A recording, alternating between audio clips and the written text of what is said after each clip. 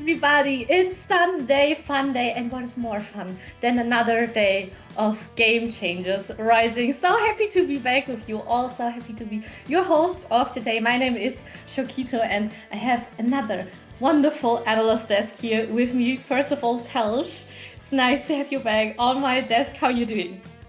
Doing pretty well. What about you?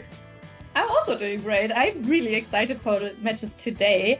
And Rixalis, nice to have you here as well. Some more German support for me personally. I'm happy to have you here. How do you feel about today? Great. I mean, we had like only one game yesterday, so I'm definitely needing some more games to satisfy my needs for the game changers this weekend. And also, I love like the German connotation because we had a lot of fun just like in the like pre-room before pronouncing champion names in different languages. So I think it's going to be very interesting today. Yeah, let's see what kind of maybe different pronunciation we're going to hear today. But let's see also, you talked about yesterday a little bit already. And yes, unfortunately, we only had one game we were able to watch. The G2 Hell versus Gaians game was rescheduled. Now there's already a little bit more information out. So if you are not sure what happened there, go to the socials of this channel and of the Game Changers Rising as well. So you know all the information and when the game will be happening.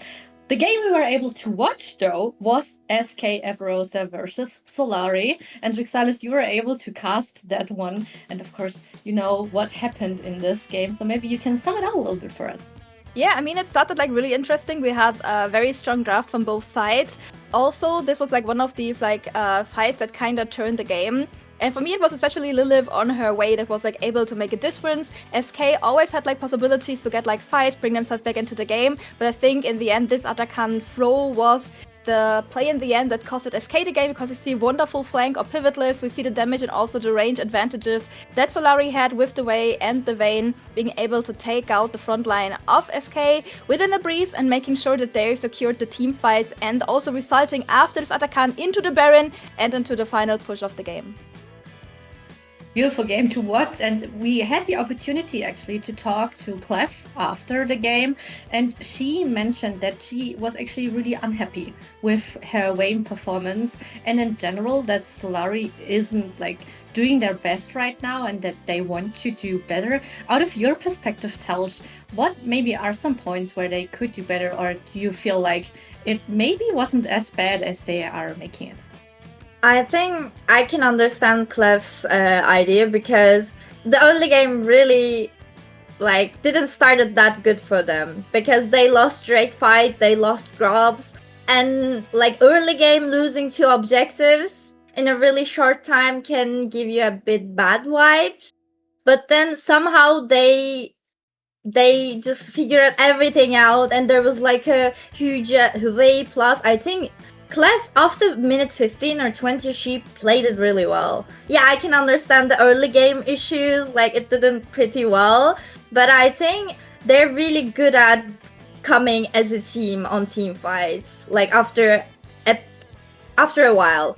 Because, like, as I said, early game can be a bit struggle for them, but after minute 15 or 20, we can legit see them as a real team, because they're all going into like plan. Like I think I remember Lilith, like her Huawei, the AoE damage on the team fights, it was huge. Like I was thinking on the draft, who's gonna kill Sion, who's gonna like kill Maokai, and I saw them just poof, like, and they're doing it as a team. Like everyone has a job and they're doing it pretty well. So I can understand Clef's being unhappy on her like early game situation, but they did it pretty well. Yeah, they did it, and they were able to take that win. And with that win, which kind of, I feel like it is always the best of one we are seeing right now, which makes those wins even more important. And if we look at the groups, there is some way we can already tell, okay, G2 Hell, for example, yes, it's just one game, but we also expected them to win this one game. For you, Rixalis, you were able to watch so many games already. Do you feel like there are any surprises now looking at the standings, or is it as you expected? I mean, definitely for Group A, I think the results are very similar to what we have seen before, and also like very similar onto what people expected. But I think like Group B is like very interesting because there's like so many strong teams and also like so many teams with like big expectations. and hoping to make it out of like the groups. And I think that especially Eterna that we will see today in the second game are like maybe one of the biggest dark horses into this league, because they're like a new formed roster. We haven't seen this roster in like a similar way in the EEC either. So I think that they are really here to shake up the groups and shake up the whole tournament. And I have to totally agree. I'm really excited for the Eterna game. Yes. I'm not gonna lie. This is gonna be a banger, at least in my books. But the first game we are going to watch today is Zerance Bloom versus Blue Otter. They firmly have been named Nexus Reapers, so don't worry about that one if you maybe haven't heard of this name so far. But let's maybe look at Zerance Bloom first. They previously lost against G2 Hell in their game before, and Vixalis, I feel like this was expected. This outcome was expected, but still, was it a game Zerance Bloom maybe can be proud of? I think definitely that like Zerance Bloom has been like making a lot of big growth that we've seen from them also in comparison to the beginning of the year. But I think it was like a very unlucky like matchup for them playing against G2 that just won like the EEC, being like so coordinated. We still seen like good fights, and I really love like the coordination that Zerance Bloom has like in some of their team fighting. So they know what makes them strong and they know what they want to play. But also, unfortunately, that kind of limited themselves in the EEC too, where like teams were figured out, okay, good, we probably gonna have the weak side on bot lane. If play is gonna happen, it's probably be like centered around the top side of the game, with like Marlo most likely playing like very facilitating champions in the mid lane. So I think that like the team has kind of been decoded by a few teams, and of course G2, if they see a weakness, they take the whole arm. And I feel like if we talk about Zerance Bloom, and we have Touch on our beautiful desk, we have to talk about something specific, which is the top lane. Of course, Touch, you played against OP already, so you have like more insight into this whole situation. Do you want to talk about her playstyle maybe a little bit? I think from what I've seen from Zerance Bloom's side, they kind of playing weak side bot lane. They're giving a space to Vicky, they're giving her champs that can scale, that can be safe. And meanwhile, they're making their top side strong. And when you give OP a good lead, I think she can just lead you to the victory. She's a player that can do that. And I played against her and I saw her teammates just collapsing around her, giving her space, giving her like objectives, the source that she needs. And they can make really good win condition out of her. I think their playstyle kind of that, but in the whole tournament, we're seeing most likely bot laners are being like strong side. And G2 saw that opportunity and they punished that. And G2 is a team that can do that, as you said. Now, comparing both top laners of those teams, as we can see in this beautiful graphic that actually Rixalis made herself, how do you feel about comparing those two and maybe also looking at the champion pool? I think that both of these top laners are really interesting because they both have like a very specific champion pool and are like able to play a lot of like different champions that are able to play for 1v1s or have like strong suits later in the game during like split pushes. So they both love to play like these individual champions, and like I really want to see them play against each other because we unfortunately weren't like able to see it in the EEC happening because Supernova Comet's not really making a lot of groups. But I really hope that they are challenging each other, that we don't see like your typical Casantic, Ven, so that we really get like those hyper carries going on for both of them. Because I think also Femorin, she had like a lot of games where it was like her champion, or like for example the Riving solo carrying the whole game, and also where she sometimes like then lane swapped into mid lane and completely annihilated that. So I think that this team, or like this player in general, has like a lot of like ways to get her lead into the game. Amazing to hear. And we have to also remember the last time we watched Blue Otter was winning. They were winning against Galleons in their last game. Remember, former Nexus Reapers, but still they were able to take that win. And you were able to watch the game, Talj. How did you feel about this game? I think the draft that Blue Otter made was really good because Zerance as a champ answering into Ziggs plus Aurora, giving you huge space to just poke these champs. And imagine you're playing Zerance, you can just use your abilities from Narnia and no one can touch you. Yeah, there is like Renekton plus Wukong, but Zerance is a champ that you can make I don't know, like as we see on Tifa's hand, like she was unkillable. She was making your HP under like 50% and you're not able to play the game. Like how can you play? Because Tifa is not allowing you to do that. And that Zerate pit was a really key, and like she legit killed it. Yeah, definitely. 7-0 is a statement in a way, I feel like. So maybe we will see a little bit more of that. And I would be excited too, at least. And AC, actually, our host of that day, was able to talk to Giri. And she also said that she feels like they are a little bit emotional sometimes, so they are working on that, and I feel like that game kind of showed the situation. Nevertheless, I'm really excited for this draft now, which is already starting. We are already seeing some bans. Oh, there's a respect ban. Yeah, I love it. Already. I mean, wow. I mean, like, if you look at the drafts that we played so far from Zerance and from Galleons, they have, like, a very similar, like, champion pool style. So for me, it's definitely, like, no surprise that we see, like, all these higher range champions being banned out with, like, the Wei, the Zeref, the Sivir, like, all of these champions that are very good into punishing what Zerance likes to play themselves. And it's also no surprise that we see, for example, the Orianna ban, because I think Malo on Orianna was built different during EC. Built different. I like it. I think just banning Orianna will not be enough to just stop Malo, because I think she's really good at like other mages as well. But like as she said, like her Orianna is like legendary level. Definitely. But see the rel now. Yeah, Princess. I think it's like really interesting because it has been like, I think for me, like the best pick that Dune played during the EC overall, and Durell has been like highly contested.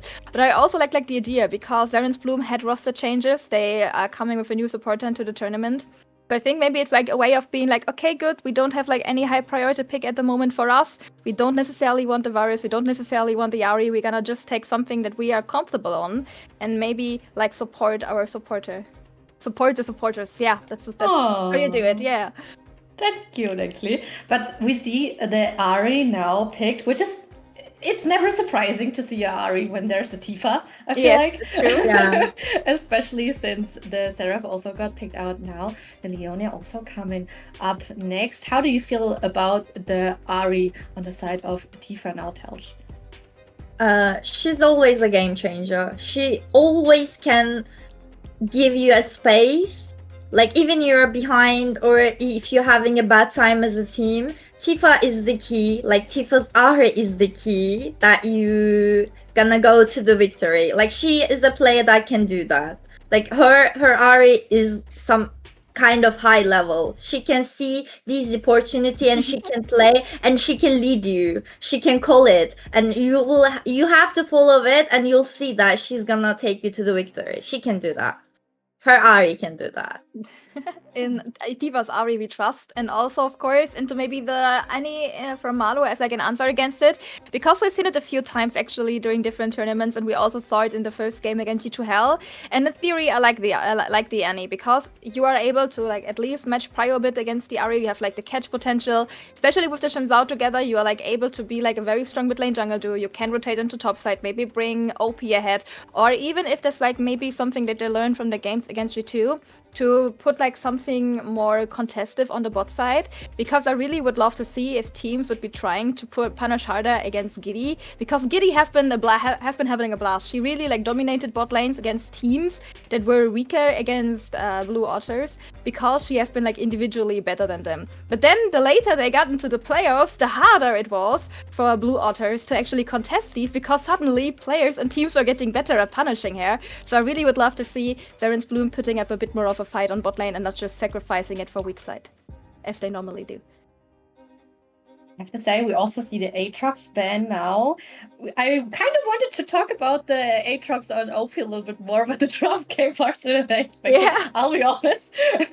So, Telch, were you expecting the Aatrox ban? And now that there are more bans coming in, you will already see some of the champs. How do you feel about the draft so far?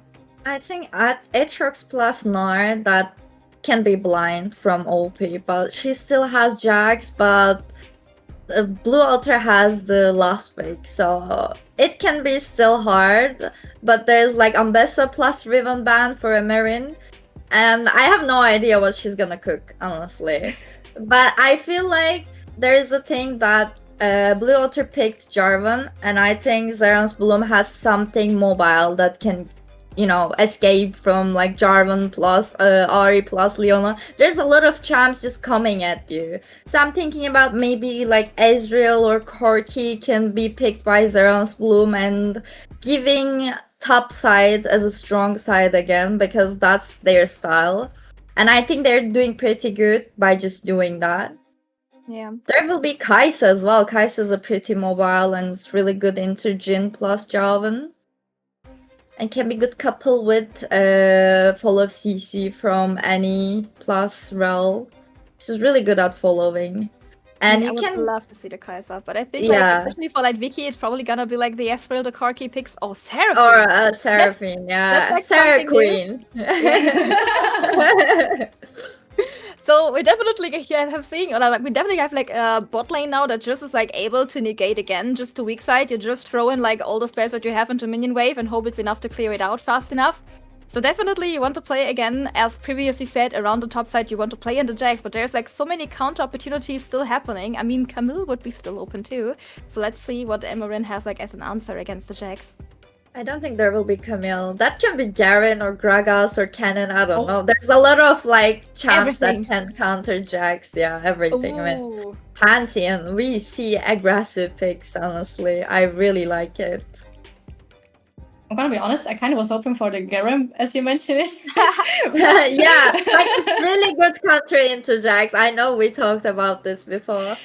Yeah, but now we have the full draft on us. Rixais, you already mentioned a little bit how you see the Seraphine also in this team comp, but in general, how do you feel like this game is gonna play out? I mean, I see the Seraphine, but I'm still not 100% like seeing the value of her. I mean, yeah, she can be safe, but normally if you have like one of these like more facilitating and more supportive characters, you want to have like a clear carry. But on the other hand, I'm also just seeing like Annie that is also playing like more supportive. You have like then maybe really the opportunity to get the Jax in the game. But on the other hand, this Jax probably would like to spend some me time on side lane rather than probably being in the team fight. So I'm not sure if like the Zerance Bloom plan goes on without really a hyper carry that you can support if the Jax falls behind one day.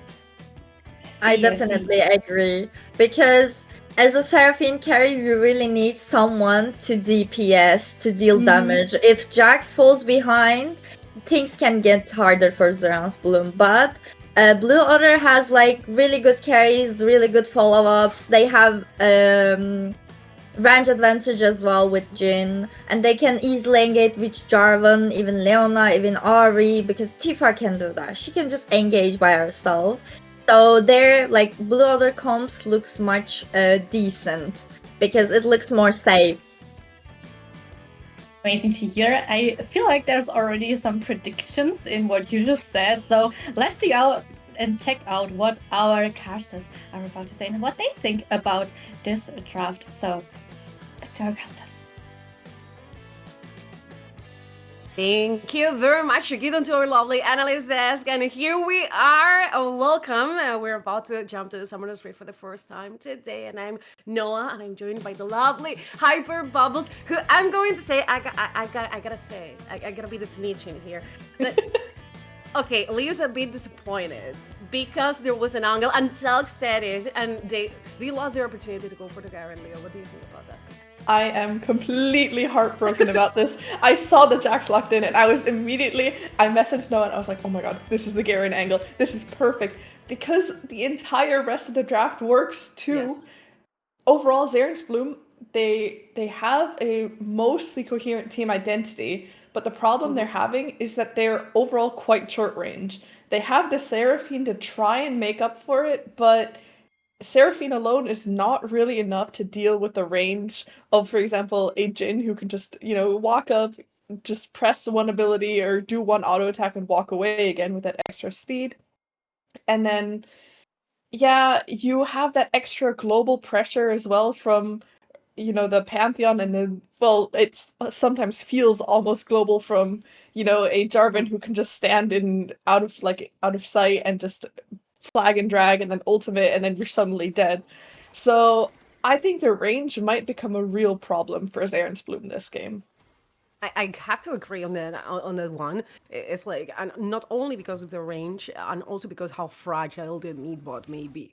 I mean, I get the Seraphine, and I really value the Seraphine popping up. You can create a really long anchor if you follow up Isa's engage, but on the other side, Seraphine is really fragile, and there are a lot of threats on Blue Otter composition. It's like a 4-threat combo from Blue Otter, like everyone can be a carry, but the Leona.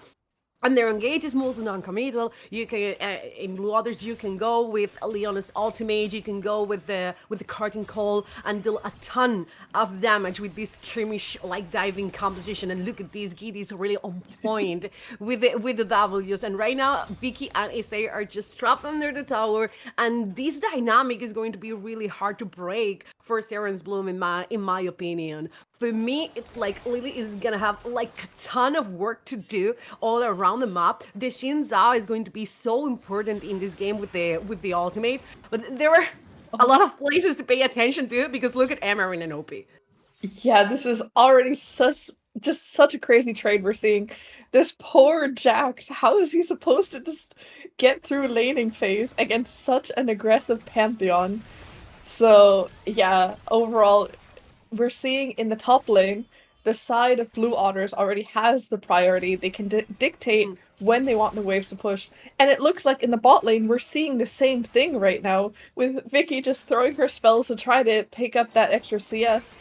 But realistically, there's not much they can do against the push from that Jhin constantly.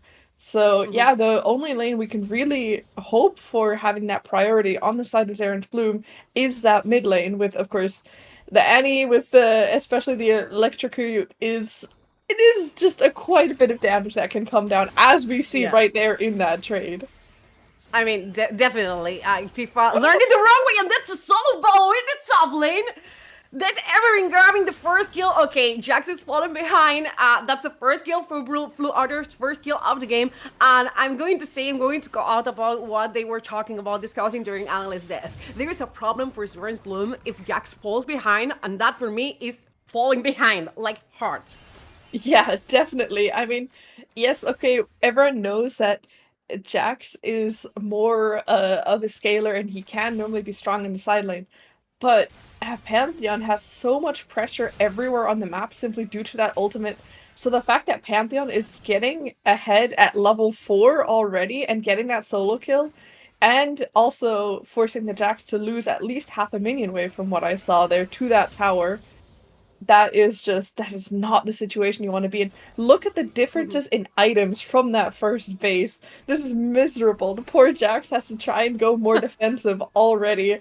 Whereas Amarin is just like, nah, I'd win, lol.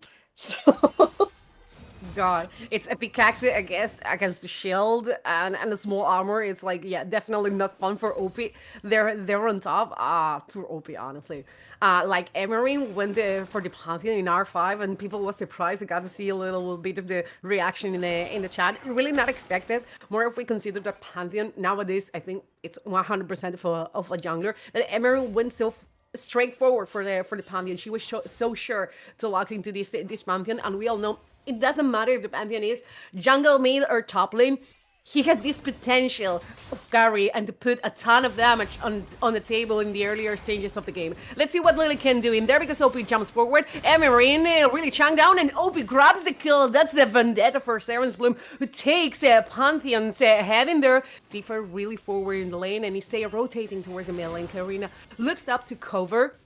I don't think there's not going to be any more blood spill or wait, because TPs are coming through the top lane, and also Leona was rotating to top side, but yeah, no more blood spill. And look at that, Karina holding the wave for her top laner, definitely setting everything up for the next objectives in there. Lily also just claiming her part of the jungle in the top part of the map. But yeah, that was a good answer for Blue Otters, honestly. But Zerance Bloom got the kill and maybe gave OP a little bit of oxygen after that solo bolo.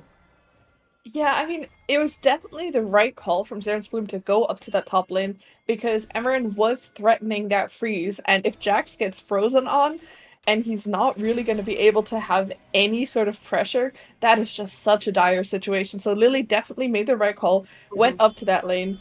But unfortunately, while they did get the kill, they didn't actually manage to push the wave under the tower. And then, as you correctly mentioned, Karina then just held the wave and just said, yeah, what are you going to do about it? And we're seeing more action in the top lane. Lily is back to really try and get that wave. This time it does go under the tower at the very least, but yeah, looking already, there's a 20 CS lead. This is just such a rough top lane matchup. Absolutely. I mean, I was going to say that there is a prize to pay for Lily to be all the time around the top side, and Lily is falling behind, but nothing compared to the top lane CS difference that you were mentioning is like absolutely miserable, let's just say, for the poor Jax. By the way, first Drake of the game, Champ Tech Drake going to Blue Otters, who just got the opportunity. It's like, okay, there is Lily's presence in the top lane, we're grabbing a neutral objective in bot, and nothing ever happens. Issei going for the engage, but Karina is just chilling. That's a 3 against 2, and Karina jumps forward with the Cataclysm. Duna is in there. I saw that one. I mean, okay, I respect the energy, but there was nothing to be done in there. No, I think that was definitely just a little bit of, going forward, we'll press our buttons and see what happens. But honestly, neither side is too worried about it. The Jarvan ult is down, yeah, and Rel used the heal, but she has unsealed spellbook, so she really doesn't mind that. And overall, everyone just seems to be fine with this. What I really like is to see the Leona, the Jarvan, and the Ahri move together, push in that wave, make sure that they can properly go towards this objective, unless they want to go towards the top side. No, they are going for that objective, so really nicely done. It forces Zerance Bloom to be on the back foot and to be the ones reacting instead of being able to make the play themselves. And yeah, just a very nice control overall. Yeah, definitely. Zerance Bloom are trying to respond to the Blue Otter intention to grab all 3 of Void Grabs. I don't think they're going to be able to. But Tifa and the rest, they want to fight over them. Beware Karina on the other side of the fight. Just one Void Grab there, and everyone from Zerance Bloom is in here. Tifa forced the Spirit Rush away, and there it comes. The curtain goal. 1 bullet, 2 bullets, 3 bullets, and Pavilion also falling from the sky. The anchor, amazing. Raylan as we expected, even hit Giddy on the backstage of the fight. There it goes, a flag combo to escape, and Emerin is gonna be taken down. Lily grabs the kill and then has to flash away from it. I think Blue Otter responded to the Zerance implementation really late. I mean, the fight started in a 5 versus 3 situation for Zerance Bloom.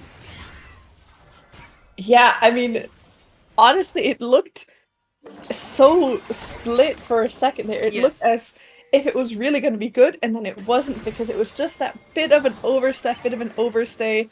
And yeah, maybe this is the way to try and stop this Pantheon from actually snowballing so far ahead. Because, yeah, the CS lead hasn't continued growing, at least. Pantheon is dead again. And this time, it looks like the wave is going to be on Opie's side of the map, so Opie can dictate how she wants to move ahead with that wave. And meanwhile, on the bot side, are we going to see some action? No, I think everyone's just going to place down some vision, figure out where everyone is. Oh my god, but Karina is here again. Oh, poor Opie, she finally got the wave under her control. Don't do this to her, please. I mean, for OP, 20 CS is behind. She managed to have one kill, stun from Emerin. But I don't think it's going to be that easy. Oh, OP, you took the bait. That was low quality bait, and you went all for it. At least you didn't have to flash or anything else, but they are going to the dive. Cataclysm and OP just jumps away from Karina's intention, and Emery needs to leave because she tanked so much. She's about to die. I think OP managed it amazingly. That was really elegant from Jax. Yeah, OP played that really well. She made sure to clear out the wave. The word in 3 versus 1. Giddy trying to do some damage in W. The poor Jin is not going to be able to escape. A little bit of damage pulling through, and Lily jumps forward with the ultimate, claims the 3rd kill for Zerance Bloom. That's a bit of warfare as we see Malo just throwing T-Bursts onto Tifa's head. 3 kills for Zerance Bloom as the Feeder Warfare, the first point they needed for Boots upgrade. This is really important because maybe, yes, Jax is falling behind, still 20 CS is behind, but look at Lily, she's so fed right now. First item even completed in 11 minutes into the game. Yeah, and this is just also the point where, as you properly mentioned, the Zerance is so annoying. You just throw him on the wave, he just instantly clears everything. And what are you meant to do? Like, how is Tifa ever supposed to get lane prior now when you just have a bear hitting the wave? Like it's even impossible. I really like how Zerance Bloom responded to Karina's camp. Like she's camping topside, and so blatantly evident she's camping topside that Lily is starting to play onto the other side of the map and grab that second kill. Thunder Sky on her inventory. That's a really fat Xin Zhao, and people tend to forget how powerful Xin Zhao may be. It even may be like another threat for Blue Otter composition. Also, first item for Annie, Malignance into Annie's hands. That's going to be a really important one for the next fight that's about to pop, because the second Drake is in there. That's going to be a hex tag, and Karina was threatening Malo, but I didn't see that one as a real threat, like black combo to escape. Because look at this, Zerance Bloom have the entire control into the bottom side of the river. The Drake should be theirs. Yeah, and the thing is, the entire time Malo had that stun ready to go. So if Karina went in, I don't think it would have worked out properly for her. As you mentioned, they're going to be fighting over this Drake now. We're going to be seeing if either side actually wants to commit to it, or if they're just posturing around a little bit, since Jin is now also moving up and also joining. But we do, for once, have a TP advantage on the side of OP. Of course, technically Pantheon does have that ultimate. Two bullets, and there it goes, Cataclysm, and Shinsa grabbing the Drake, of course, and the anchor, there it goes, a TP from OP, and the stun, amazing, Dune is gonna be dead, and Zerance Bloom grabbed the team fight once again. That's a 5-1 in the kill counting, and Zerance Bloom, even though the difficulties they faced into the top side of the map, they are thriving into the game. Look at this, they are in control, they have gold advantage, 1k gold advantage for Zerance Bloom right now, still really grabbing more and more and more kills, and I think they are making this work really beautifully. The Xin Zhao and Seraphine composition, I think it's working for them. Yeah, that was wonderfully just layering the ultimates over each other. And the thing is, if Jarvan goes in, like he just did there, he also locks himself in that ultimate. And then, you know, the Seraphine could just press ultimate. Jarvan had nowhere else to go, couldn't dodge any of that, and that extended the range further. And that was really wonderfully played. Also, a very nice flash by Vicky to get out of it and get over the wall, where she was able to throw her abilities without getting hit back in return. And I guess all we can say is that Zerance Bloom really showed why blue otters, or specifically otters in general, are native to the ocean, not to rivers, and sent them right back. Okay, I like that one. Go back to the ocean. That's what they say.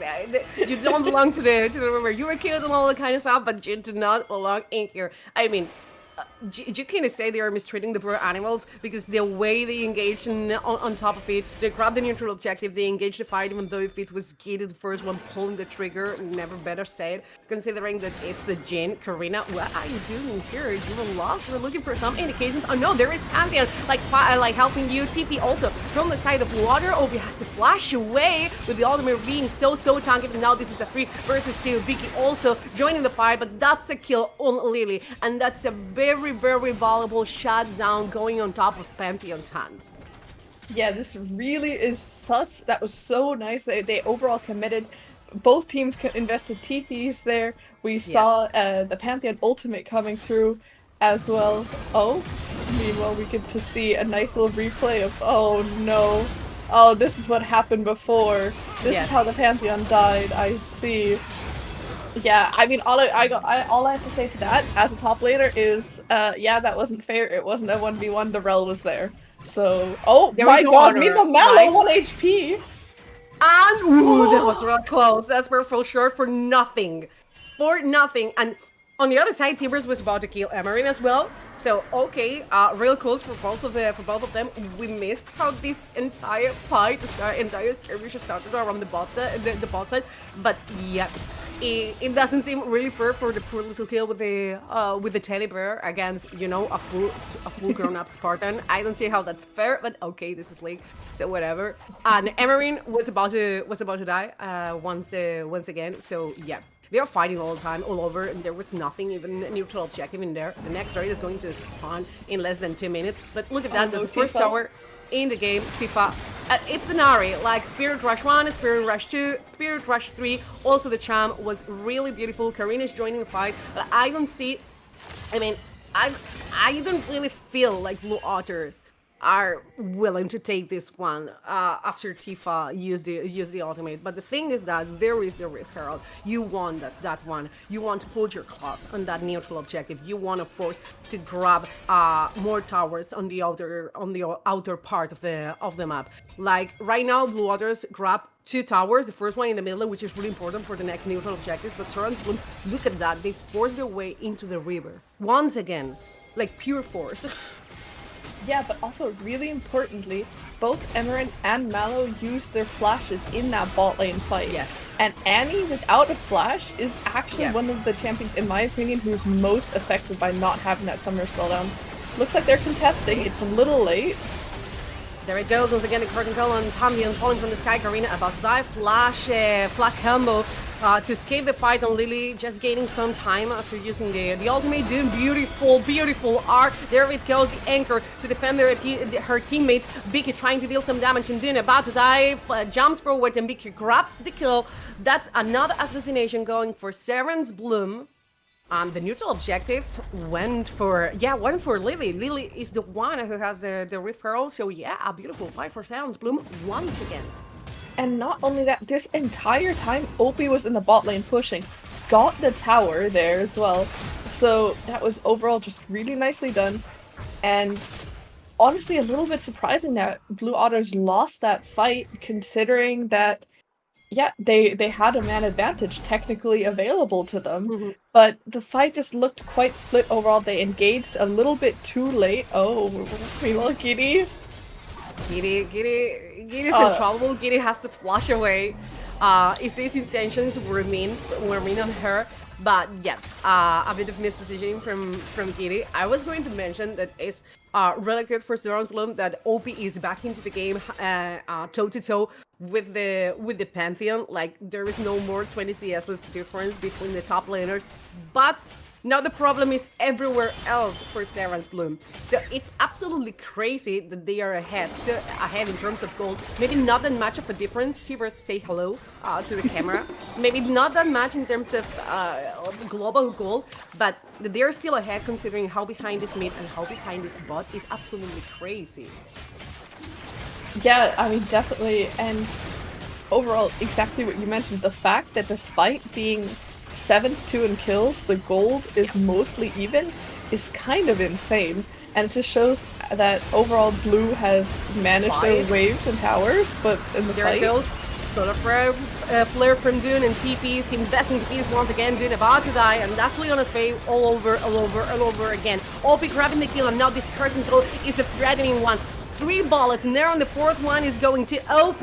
Mother grabbed Evereen's head, and Annie is getting revenge. Giddy threatening with the 4th bullet once again to Lily.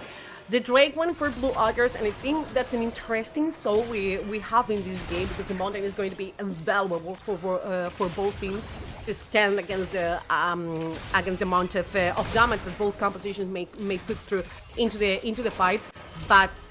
Again, the team fight went to Zerance Bloom. Honestly, I thought that the curtain goal was going to be a massive one, but it fell short in my opinion.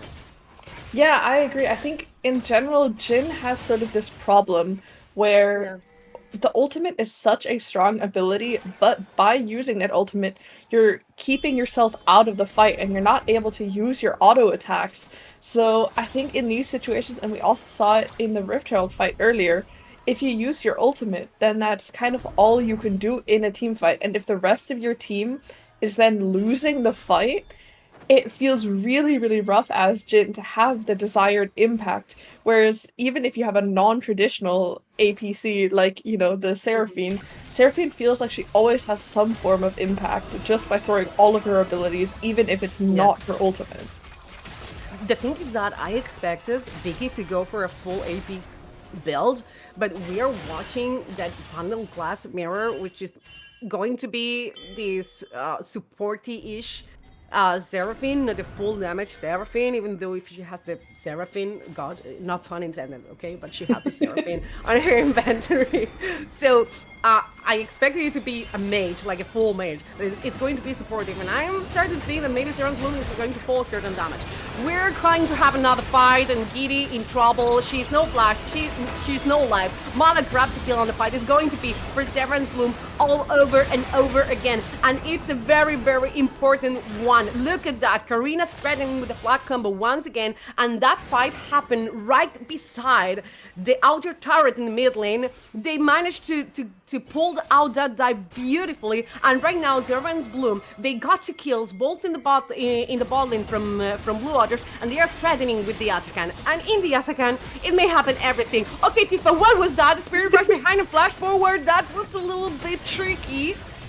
Still, Tifa is alive, but this Atakan may be a death sentence for Blue Otter. Yeah, that was honestly such a beautiful team fight, which maybe is not over yet, with Emerin just zoning off the entire team. The TP's coming through, and they should just let this Atakan reset. Oh my god, no, of course they're not going to, because why would they? They're just going for it.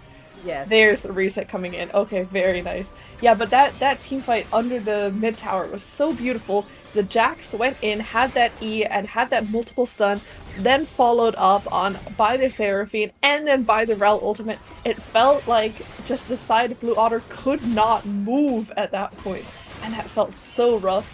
And I do think this is the first step to really swing those doors wide open, because we see now for the first time that Zerance Bloom does actually have a significant gold lead coming through, despite already having so much of a kill lead before. Now this is the time where it really is going to matter. We see those items being completed all over the board, and for example, on the side of Blue, we see that Jin is still on only 1 completed item because he had to make that detour to buy the anti-heal, because of course Seraphine is just so annoying to deal with otherwise.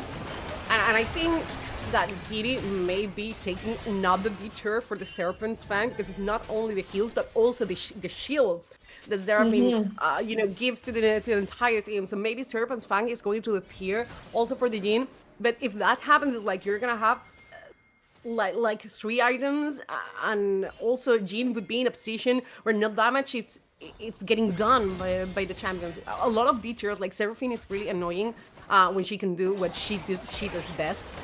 And they are in that situation. Okay, we're gonna have another fight. Karina face checking. That was a dangerous one. Like, they respect none of the fog of war. Like, there is no vision in there, but Karina is confident that she's Jarvan, right? And she just can flag away. But that was a dangerous face check. Yeah, definitely, especially because as we saw in that mid fight, there's so much CC on the side of Zerance Bloom, and if you ever just go forward like that, and Zerance Bloom decides to commit to killing you, I don't think there's enough time left for you to try and get out.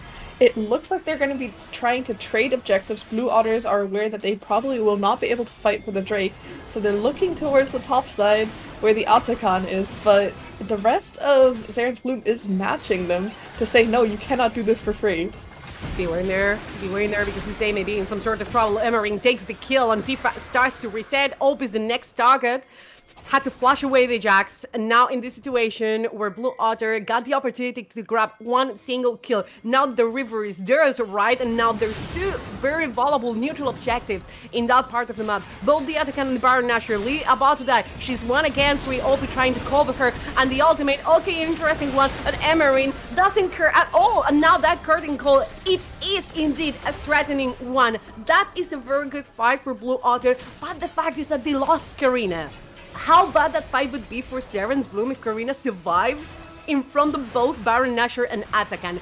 But Karina is dead, so they can do the objectives. Yeah, and in the end, I mean, they still got the Drake. The gold difference is still slightly there, so not too much was lost over this time. Now everyone has to go back into that area because, as you mentioned, both Baron and Atakan are up. This is where all the fights are going to be happening in the future. So every team has to re-establish their vision, as we see the 2 supports just trying to deny each other that vision and placing the same vision down again and again. Like that's the actual fight, all over the vision, all over the control in the river. Like you place a ward, the other one clears it away, and we go all over again. It's like, yeah, this is how it is. This is the punishment for all supports in the world. This is the fight, the never-ending fight. So now we go back to this part of the river because they're gathering once again on that part. Okay, Tifa's about to die. She has to spirit rush away, but Malo grabs the kill no matter what. Okay, that was a one shot. That was a one shot. Definitely, Malo is popping off. Yeah, that was beautifully done by Malo, just perfectly knowing the limits of her champion and knowing that she's now on 2.5 items and able to just go in, and importantly also denies the extra stacks of Tifa's Dark Seal. But meanwhile, we're just going for it. We're just saying, nah, this auto count, we can take it now, and there's nothing you can do. Yeah, absolutely, and they're just rushing it, Karina. In some sort of trouble, like you have Fevers behind you, you have Issei behind you, and there it goes. The knockup, Karina, flat combo away once again.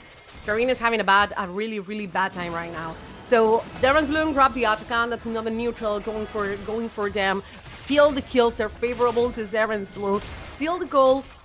There is not that much of a significant goal to say, okay, the game is done for Blue Otters. There is not that differential goal diff, that insurmountable goal difference. But this Baron Nashor may be it. Zerance Bloom are risking a lot because Emerin is in there and they are just tanking a lot of damage. Malo has T-Burst once again. T-Burst is back once again. Karina's a little bit chanked down and she needs to clear all that vision away to secure the opportunity for a stall. Tifa is back as well after using the ATP, and this may be a massive throw. OP with the counter-attack looking for that multiple stun, and the anger has been it. But Pantheon is coming, falling down from the sky. 1 bullet, 2 bullets. The third one looking for damage in the middle of the fight. Giddy is grabbing the kills, and Nemer is gonna be dead no matter what. Zerance Bloom grabs the fight. That's a 2-for-2 situation, but look at how low both Dun and Tifa are. None of the teams is going to be able to secure the zone around the Baron Nashor, but Zerance Bloom at least survived that one because it was a really dangerous one for them. Yeah, exactly, and we're seeing the goal difference down to 1,000 now, so really nicely done.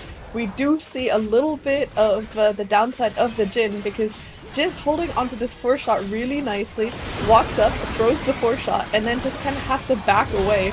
And now Jhin is so disconnected from the fight, isn't able to auto-attack, but because of how grouped everyone is and how much AoE damage, it is enough to be able to land these 4-shots and just do overall damage. And maybe now is the time where we get to see how Jhin gets stronger and stronger, and that ultimate is going to be enough, and it doesn't have to rely on auto attacks, because this fight could have gone really, really badly for either team if it was just done slightly differently.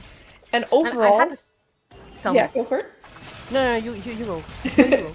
And overall, I was really surprised about that fight ended so evenly, because it looked for a bit like really Blue Otters were just being reactive to everything that was happening and not the ones making the calls, and they just had to react to whatever Zerance Bloom was dictating.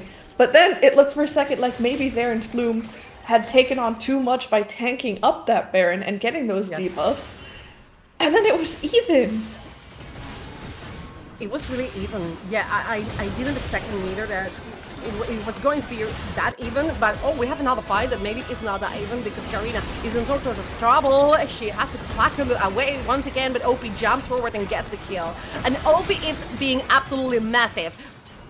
Dun is gonna be so left behind. That's even cruel. Those 2 kills are crucial right now. They grab Karina's head in front of Baron Nashor, and this is going to be a really safer opportunity for Zerance Bloom to grab the ultimate, the utmost neutral objective. That's going to be a free Baron Nashor for Zerance Bloom, and this may be the last nail in the coffin for Blue Otter. Yeah, going directly from winning a team fight to the Pengu dab to doing that Baron. Oh no, and then leaving Lily to do it alone because they don't want to even give up on this Drake either. They're just saying, no, we're actually so strong now. We can fight this 2v3. They can? Can they? I'm not that sure, because that's greedy. That's the ABC of League of Legends. You cannot be everywhere doing everything at the same time. You need to be, you need to be diplomatic. You need to trade, right? You get Baron Nashor, let the other team have the soul point, the mountain soul point. Yes, it's not ideal for Zerance Bloom, but they got the big one. They got the bigger fish, of course, and now they lost OP's life just for the sake of trying to get everything. You cannot be that greedy. I mean, maybe, they were just trying to improve the trade relationships by also giving that 300 gold over to the side of Blue Otters. For me, that sounded like a tariff from Drake. Yeah, very much so. But oh my god, these situations are so dangerous because any member at this point can be blown up. Specifically, the solo laners on the side of Zerance Bloom have been putting in so much work. And from the early game where we saw Jax get put so much behind, you do not see that at all anymore. He is a menace in his own right. And I think what's especially really interesting is that these players are so young and they're willing to step up now, where Blue Otters... Oh, never mind. Emerine, she's in trouble. That's a Furby one. Like, is this even necessary? This amount of bullying is even necessary to kill the poor Emerine? I mean, you were talking about how you don't see right now how OP was suffering in the earlier stages of the game, but you definitely can see how Pantheon's moment is faded away. Yeah, exactly. I mean, now it's just a point where Jax is so strong both alone on the side lane, but we've also seen such just impressive team play where Jax just jumps in, has that E primed and ready to go, gets multiple people in the stun ready. So as I was saying earlier, I'm really impressed at also how young these players are. If we're facing on the side of Blue Otters some more experienced players like Tifa and Karina, but on the side of Zerance Bloom, both OP and Malo are still relatively more new.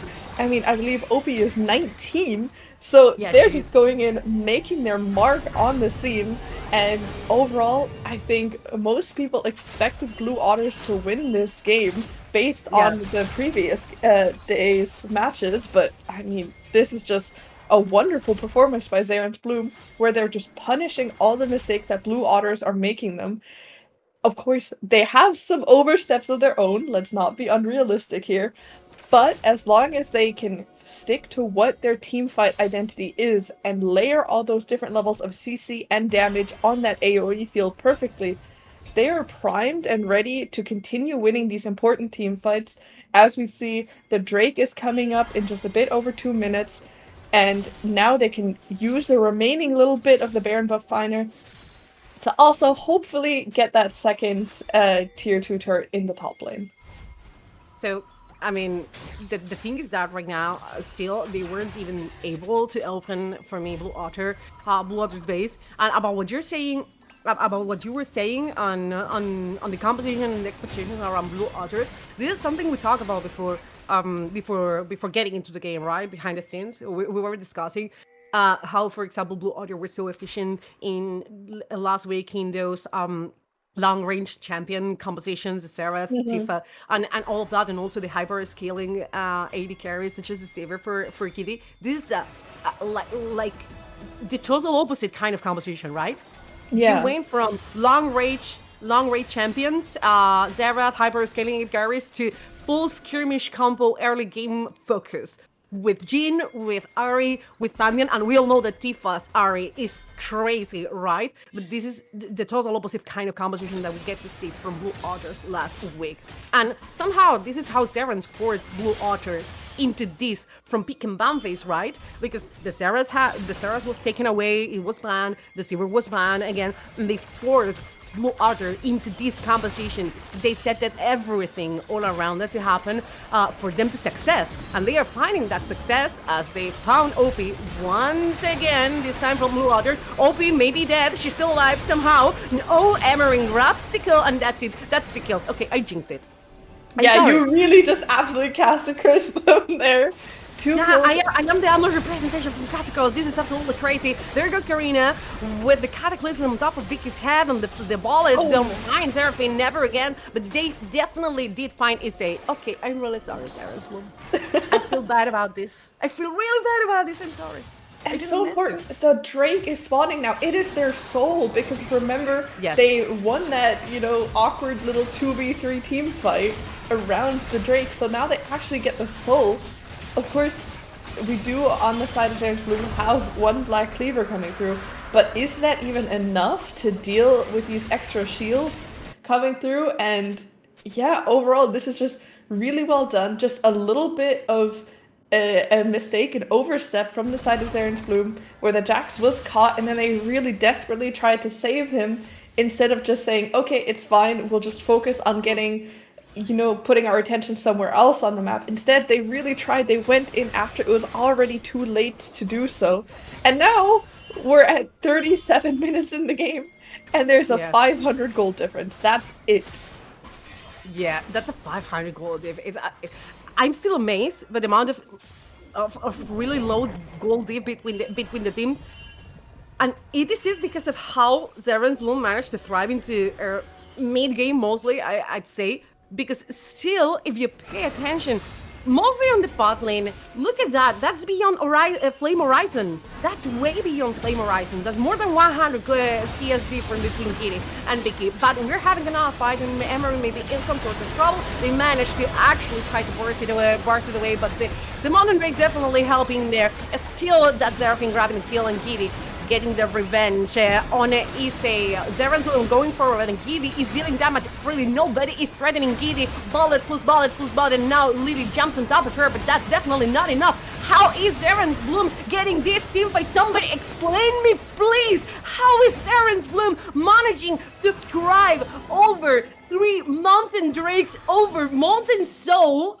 But they never surrendered that fight. They never lowered their arms. They got the fight, and that's a really important one, because look at this. This happened. This fight happened in the very Blue Otter jungle. Yeah, this was honestly such a surprising fight. I was with you. I thought that Blue Otter was going to win right here at this moment. But you see the healing and the shielding from the Seraphine come through. She is now truly online. And before you were mentioning that, hey, you think it would be a good idea to get that Serpent's Fang, it doesn't look like they got that yet. So while they have anti-heal on 2 different characters, they don't actually have that anti-shielding either, and that allows for that extra bit of time to come through, and Vicky is completely untouched. It looked so good, where it looked like Jin was able to just free fire, as you were saying, but if there's just shields blocking all the Jin damage, then what are you supposed to do? It looks potentially like Giddy is building Serpent's Fang now. We do see that component coming in. I think that is going to be a very big break point. But this game is so back and forward. We're back now once again. Despite that team fight victory, we are still only 500 gold apart. This is crazy. It's so crazy. It's so crazy because, in my opinion, yes, Serpent's Fang is a must, but it feels like you're trying to heal like a knife wound with a tiny little strip. Like, it's not the best way to patch this wound, in my opinion. Yes, you have to rate it there, and yes, in some time, that Serpent's Fang definitely is going to pop off. But still, you are fighting against double redemption. It's not just Seraphine healing and shielding and all of that. It's double redemption, like Xin Zhao's own healing, like Thunder Sky, the amount of time that OP gains with Jacksonia's. It's so annoying to fight against this kind of combos that never finish healing. It's the never-ending story. It's so annoying, and maybe Blue Otter combo is falling short on damage in that. Yeah, there really just needs to be that sort of big burst potential, which we've seen come in from the side of Zerance Bloom. Specifically, Annie just blows up someone so quickly.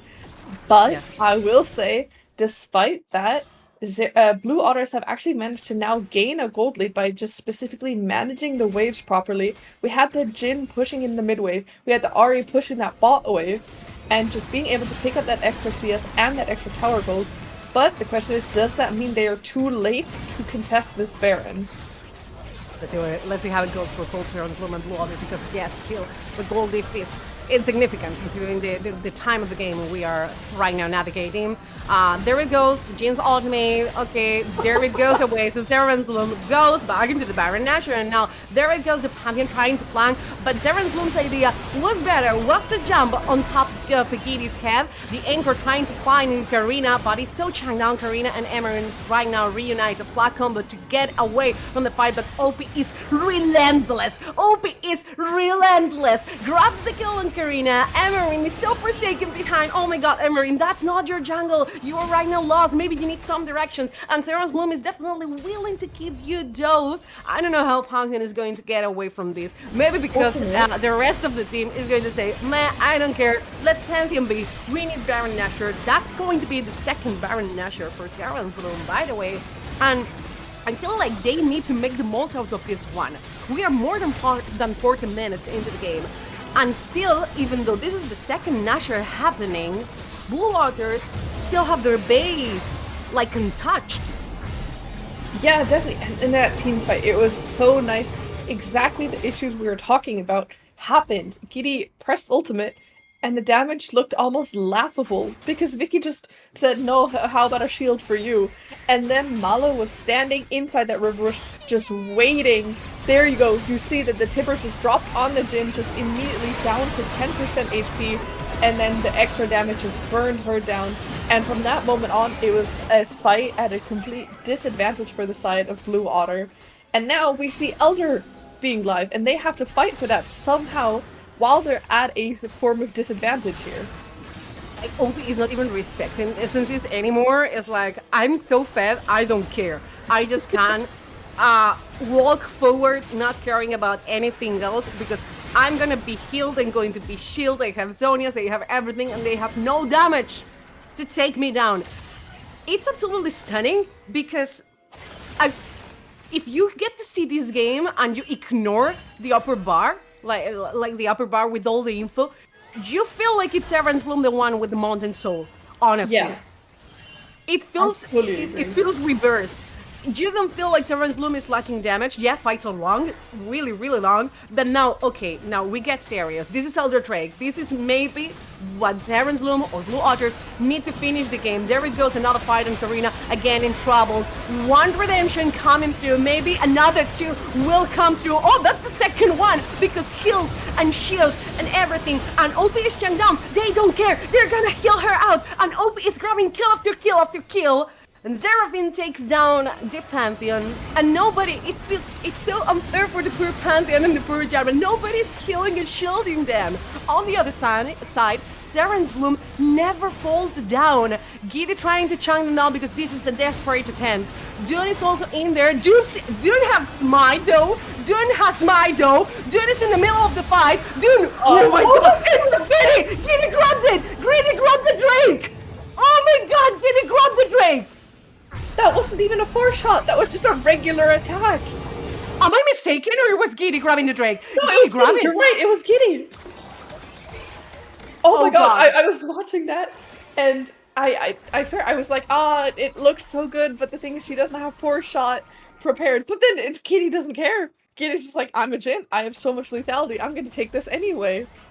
Oh my god. Oh god. Okay, let's go back to this. The Zerance Bloom setup was okay, they controlled it. It was Blue Otter trying desperately to get this trick. They managed to do so, but the only one with the buff remaining is Tifa. That's the only one Elder Drake buff remaining on Blue Otter. So, this is what we discussed. Zerance Bloom needed this buff to finish finally the game, because they're, struggling to put the cherry on top of the cake. Like, they did everything to survive. They have everything they need: survivability, heals, shields, fights, domination, both Baron Nashors, but still, there's Blue Otter base. Oh my god, it was just an early smite. It was the smite and auto attack combo coming through, because as you mentioned, yeah, it didn't. But it was Yona's smite, right? Yeah, it was. Oh my god, that was. But we're right back into the action already. already another fight, and there goes OEC. He's been taken down. They got Tifa resetting, Lily trying to flank, but oh my god, that was Zerance Bloom trying to desperately grab something and not respecting the fact that Tifa still does have that Elder Drake buff. Now that fight goes for Blue Otters. Oh my god, that's a massive throw. Yeah, that is such a big gold swing, because even though the fact that the Elder was taken by the side of Blue Otters, yes, that wasn't enough to end the game, because they still have 4 members They're down. going to. But now they're going to look for an end.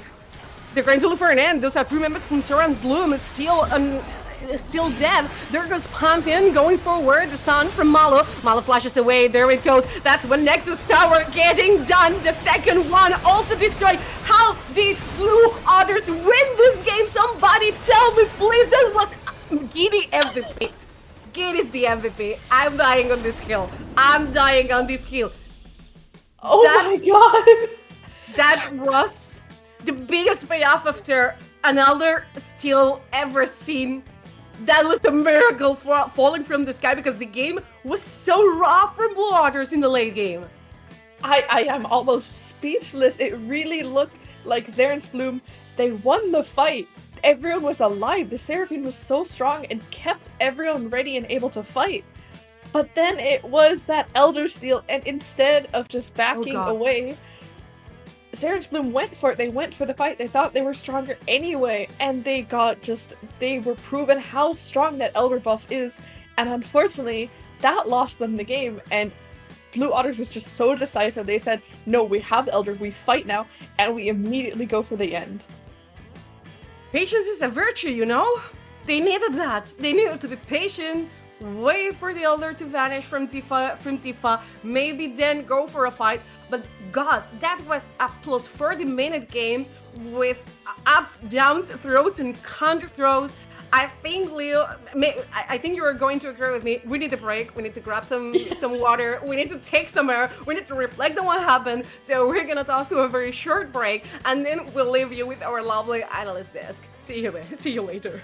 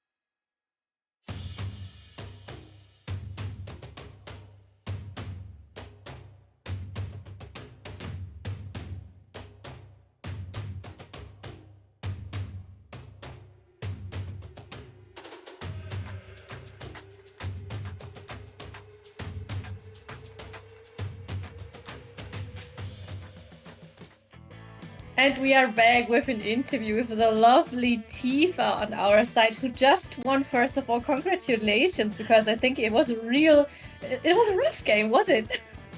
Oh my god, I needed nerves of steel for this game. I can imagine. I feel like watching it was really intense, but how was playing it actually?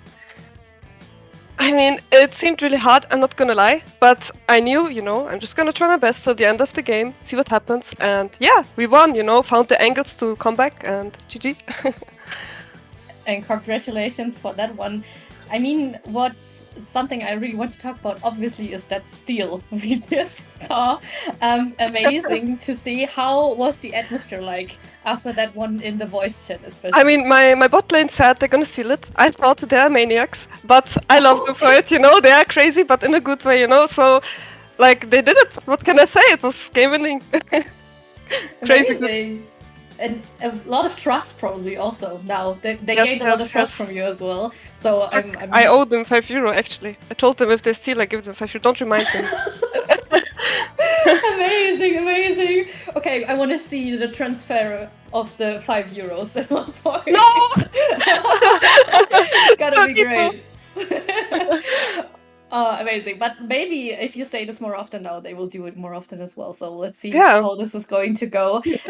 I can imagine you're really excited right now after such a long game and being able to take the win at the end. We actually talked a little bit as soon as we saw that you are picking Ari again. How do you feel about picking Ari? Because you did it so many times, you're comfortable with it. Is it like just casual for you, or do you feel like when you pick Ari, there's also a little bit of pressure? No pressure at all. Like, really easy. I know exactly what I have to do. I mean, I have so much experience on this champ. Can always pick it. So, yeah, it works well with our team too. Amazing. And it did work out in the end as well today. Now, one last question I want to know, because you are going to play against Solari next. Have you watched any games of them? Are we? How do you feel about them? We play against Solari? Am I Or we wrong? play against G2? Anyways, how do you feel about both of them? No. Let me know. I mean, excited for Solari. We haven't played against them yet this year, so excited to see how they are as a team. Excited to see how we are against them. And for G2, just want to get the revenge, from last tournament. So. You are correct, by the way. You are playing against G2. My bad. I was in the wrong bracket. Nevertheless, I feel like this could be an interesting game, especially for you and Karina as well. You and Karina also played a lot together. One last sentence about that. How is it to play with Karina for such a long time? I mean, we just trust each other without words, without, like eyes. Like, I know exactly what she's gonna do. Like, for example, when she plays Kayn, I have 0 games on Kayn, but I know exactly what this champ does, what she's gonna do, everything. Like, she doesn't even have to talk or say anything. Like, I just know what's gonna happen. And she feels the same when I play Ari or something, so, like, it's really easy to play together. Can imagine. So I have to say thank you so much, Tifa, and I hope you will be able to get even more wins and maybe show a little bit more of that Seraph, because I'll be honest, I was impressed with that one. And I hope you can celebrate your win now a little bit. Thank you so much. Thank you, guys. Thank you for having me. Have a nice day. Bye. You too. Bye-bye. Amazing to hear from Tifa all the time. I'll be honest. And the excitement you have after winning such a game, it must be phenomenal. I mean, Dels, you probably know better than we do. How does it feel to win a game that takes so much time? For you. Oh, I don't think we can currently hear you. So, oh my god, sorry, my was that was a quick fix. Yeah, okay, thank you for saying. I didn't realize. Okay, so like I think the game was more than 45 minutes. It's pretty stressful if you have these moments, but Blue Otter like got it really, I don't know, professional, I would say. As we said on the champ select, there's like Seraphine, you really need a DPS. But when like Zinza plus Jax died, there's like no DPS. Malo played pretty well, Vicky played really well, like they all played well, but when your carry is just, died, you can't just do that much because there's no damage dealers. Yeah, you have pillars, but when there's no DPS, then there's no win.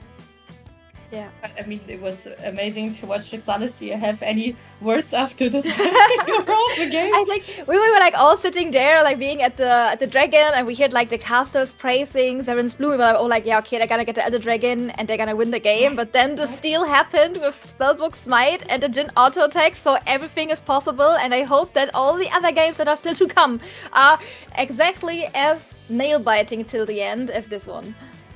And it wasn't even fourth shot. It was third shot who got the Drake. That's Third third time's a shot. charm, right? That's the way to put it. I like that one. Maybe you're right. And I really hope so as well that the games are going to look like this. It was a banger to watch, and I feel like Tifa was a little bit exhausted after this one, which is understandable.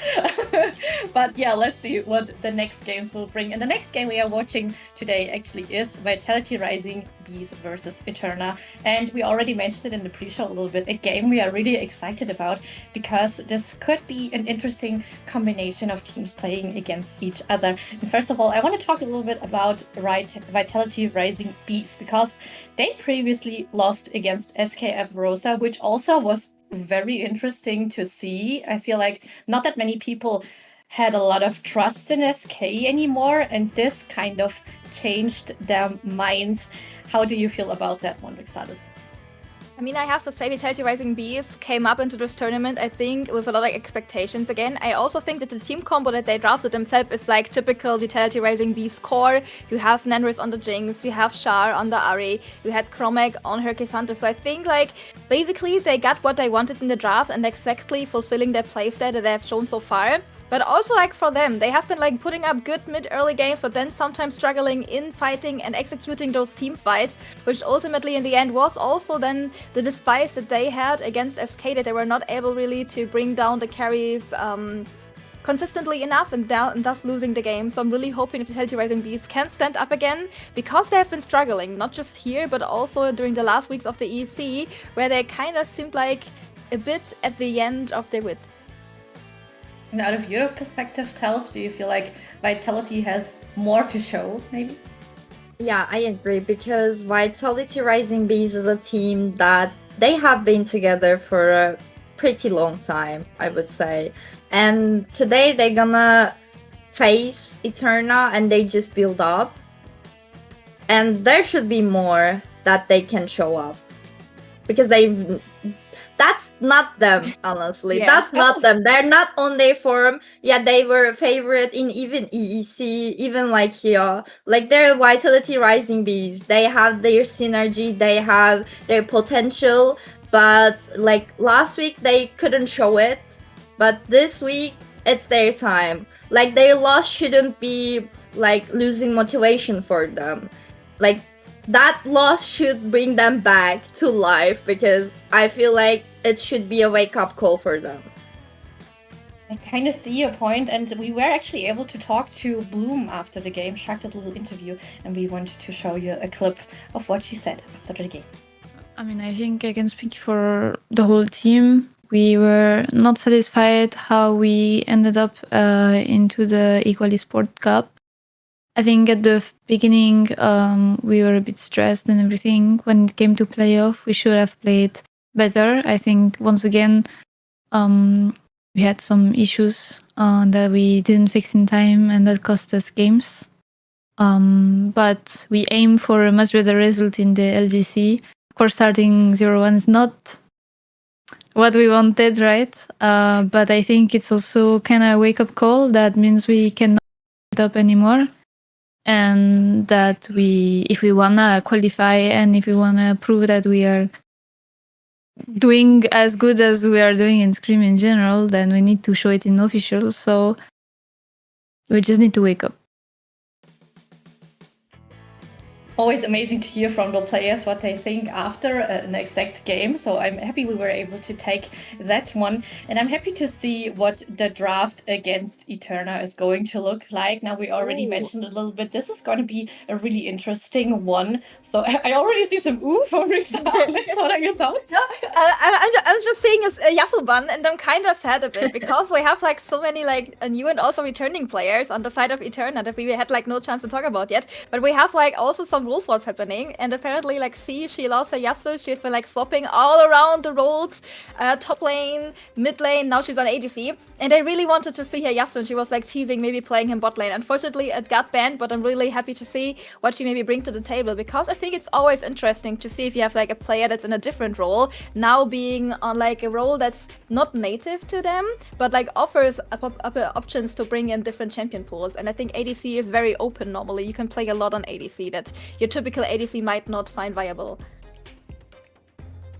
I feel like this would have been an amazing thing to watch, but I am also kind of sad that it's now banned. But we are getting a lot of picks pretty quick. I feel like they already did their homework. They know what they wanted to. So Telsh, now seeing some of the picks already, how do you feel about what you are able to see? Eterna seems like they want to play really long range. As I said before, they will just shot their skill shot and they won't be on your screen. Like, while you can looking at your character, there's like a random skill shot just coming into your screen, and there will be most likely EMEA and Varus. I think their comps looks like they can play poke, they can play front to back with Maokai. I really like the Maokai answer into the Sejuani, because both junglers can play carry as well, but now on their own support duty. They will just support the team. They don't want any like that much resource. They just be there to put CC, to just tank, to get like objectives. They're just on support duty. So as I can see, both drafts looks fine, but Eterna has more range advantage. Yeah, also Eterna unintentionally is copying basically the same draft that SK had during the last game against Vitality Rising Beast. We also see the way, we also see the Varus. And especially also Eterna that they played in the game against Solari. They were able to get like a very decent early game lead. Especially C also playing the Varus. I think she went like 11-1, 10-1, sorry. So I think that's definitely a champion that suits her very well, and they definitely want to also challenge bot lane again, getting these leads in these early lanes. Eterna presented themselves as a very like aggressive team, and I hope they keep that doing, because Vitality, they are like always like trying to get like more into this late game team fighting, more into like the scaling side, which they're also showing again with Syndra. We have the Sivir, we have like a lot of ways maybe to get an early game with Ambessa and Sejuani, but especially their bot side and mid lane always kind of want to scale. So it's definitely a good approach on the side of Eterna to say, okay, good, we do what we did the last time and it worked perfectly against Solari, which are considered one of the top teams in the league. We just gonna bash in that early mid game. Never change a running system is probably kind of what they thought, and it's kind of understandable. And we have to remember that Vitality, they really have to get this win. They are under a lot of pressure, and they want to show that they are actually a really, really good team, and they wanted to show that in EEC as well, and it kind of wasn't enough. So let's see if they are able to pull it off this time against Eterna. And Telsh, now that we already have a Nico on the other side of Eterna, now fulfilling the draft, how do you feel about that? Like, if you have Nika on bot and if you have Varus, she will probably gonna play poke Varus. And they will have Permapry on bot side. Sivir is a champ that really needs time. And Vitality Rising Beast really likes comps like scaling. Like, for example, Nenris playing Jinx, like she's really comfortable on that. And they really like putting Nenris on insurance duty. Like, if the game is going late, they have Nenris. But Eterna, I think they have really good tools to punish enemy in early game. Like, they will probably put Cassante on weak side, because like Cassante, that champ gonna be useful. You don't need to put your resources on him. But you have Varus and Nico. You can just play around them, dive, like get objectives, even like invade on enemy bot side jungle, and you can pretty much use them as a really good tools. And I have no idea about what Vitality Rising B is gonna answer that, because they like scale, but scaling is not enough. You have to answer like what is enemy doing. You have to answer them correctly, but I have no idea. But this time they can answer. I mean, I'm kind of hoping for like the bloom effect, maybe because I remember like the last time that she pulled out the Bard like as like a first time situation, it was against the series against the Nexus Reapers in the EEC, keeping them in the playoffs. So maybe she's able to make the difference again with like this Bard pick, being able to delay plays, maybe help against like early heralds, being a menace all over the map. So I think like the Bard gives it a bit of like opportunity to delay Eterna, but I'm really liking like how aggressive and also like how unapologetic Eterna entered this tournament against like all these well-established teams that have been playing for so long together. Now, really quick before we go to our casters, I want a quick prediction of both of you. Exalis, maybe first. Who do you think is going to take the win this time? Have been betting in ESC so often against Vitality, but I'm sticking with Eterna. Okay. Eterna, honestly. Delicate is my ex-teammate, and she also swapped to jungle, sport to jungle, so I believe in her. She improved a lot. I do totally understand why you're both going to Eterna, but I'll be honest, I kind of believe that this is the time for Vitality Rising Bees to fly, to go high again. For the bees to rise! Yeah, to show that they can rise in the Game Changers Rising. I really want to see it's this. like fly, Phoenix, fly! Yeah, that's at least what I'm hoping for. And I'm excited for the game nonetheless, because I think it's going to be a banger. It's going to be an interesting one.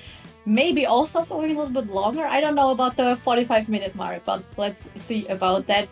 And I want to hear the opinion of our casters as well. Noah and Hyperbubbles. Have a lot of fun, and to you guys. Thank you very much, Akito, Talk, and Rix. I don't know what you think about. Honestly, I'm with Rix on this one, on how I feel like Eterna just borrowed homework from SKF Roses last week, you know, with the Hue virus composition, all the pressure they seem to be willing to put into the bot lane. So maybe this is too much for Vitality Rising Beast to stand. But on the other side, Leon, I want to know your opinion on that. Vitality Rising Beasts are really good aware on how much it is on their stake for them.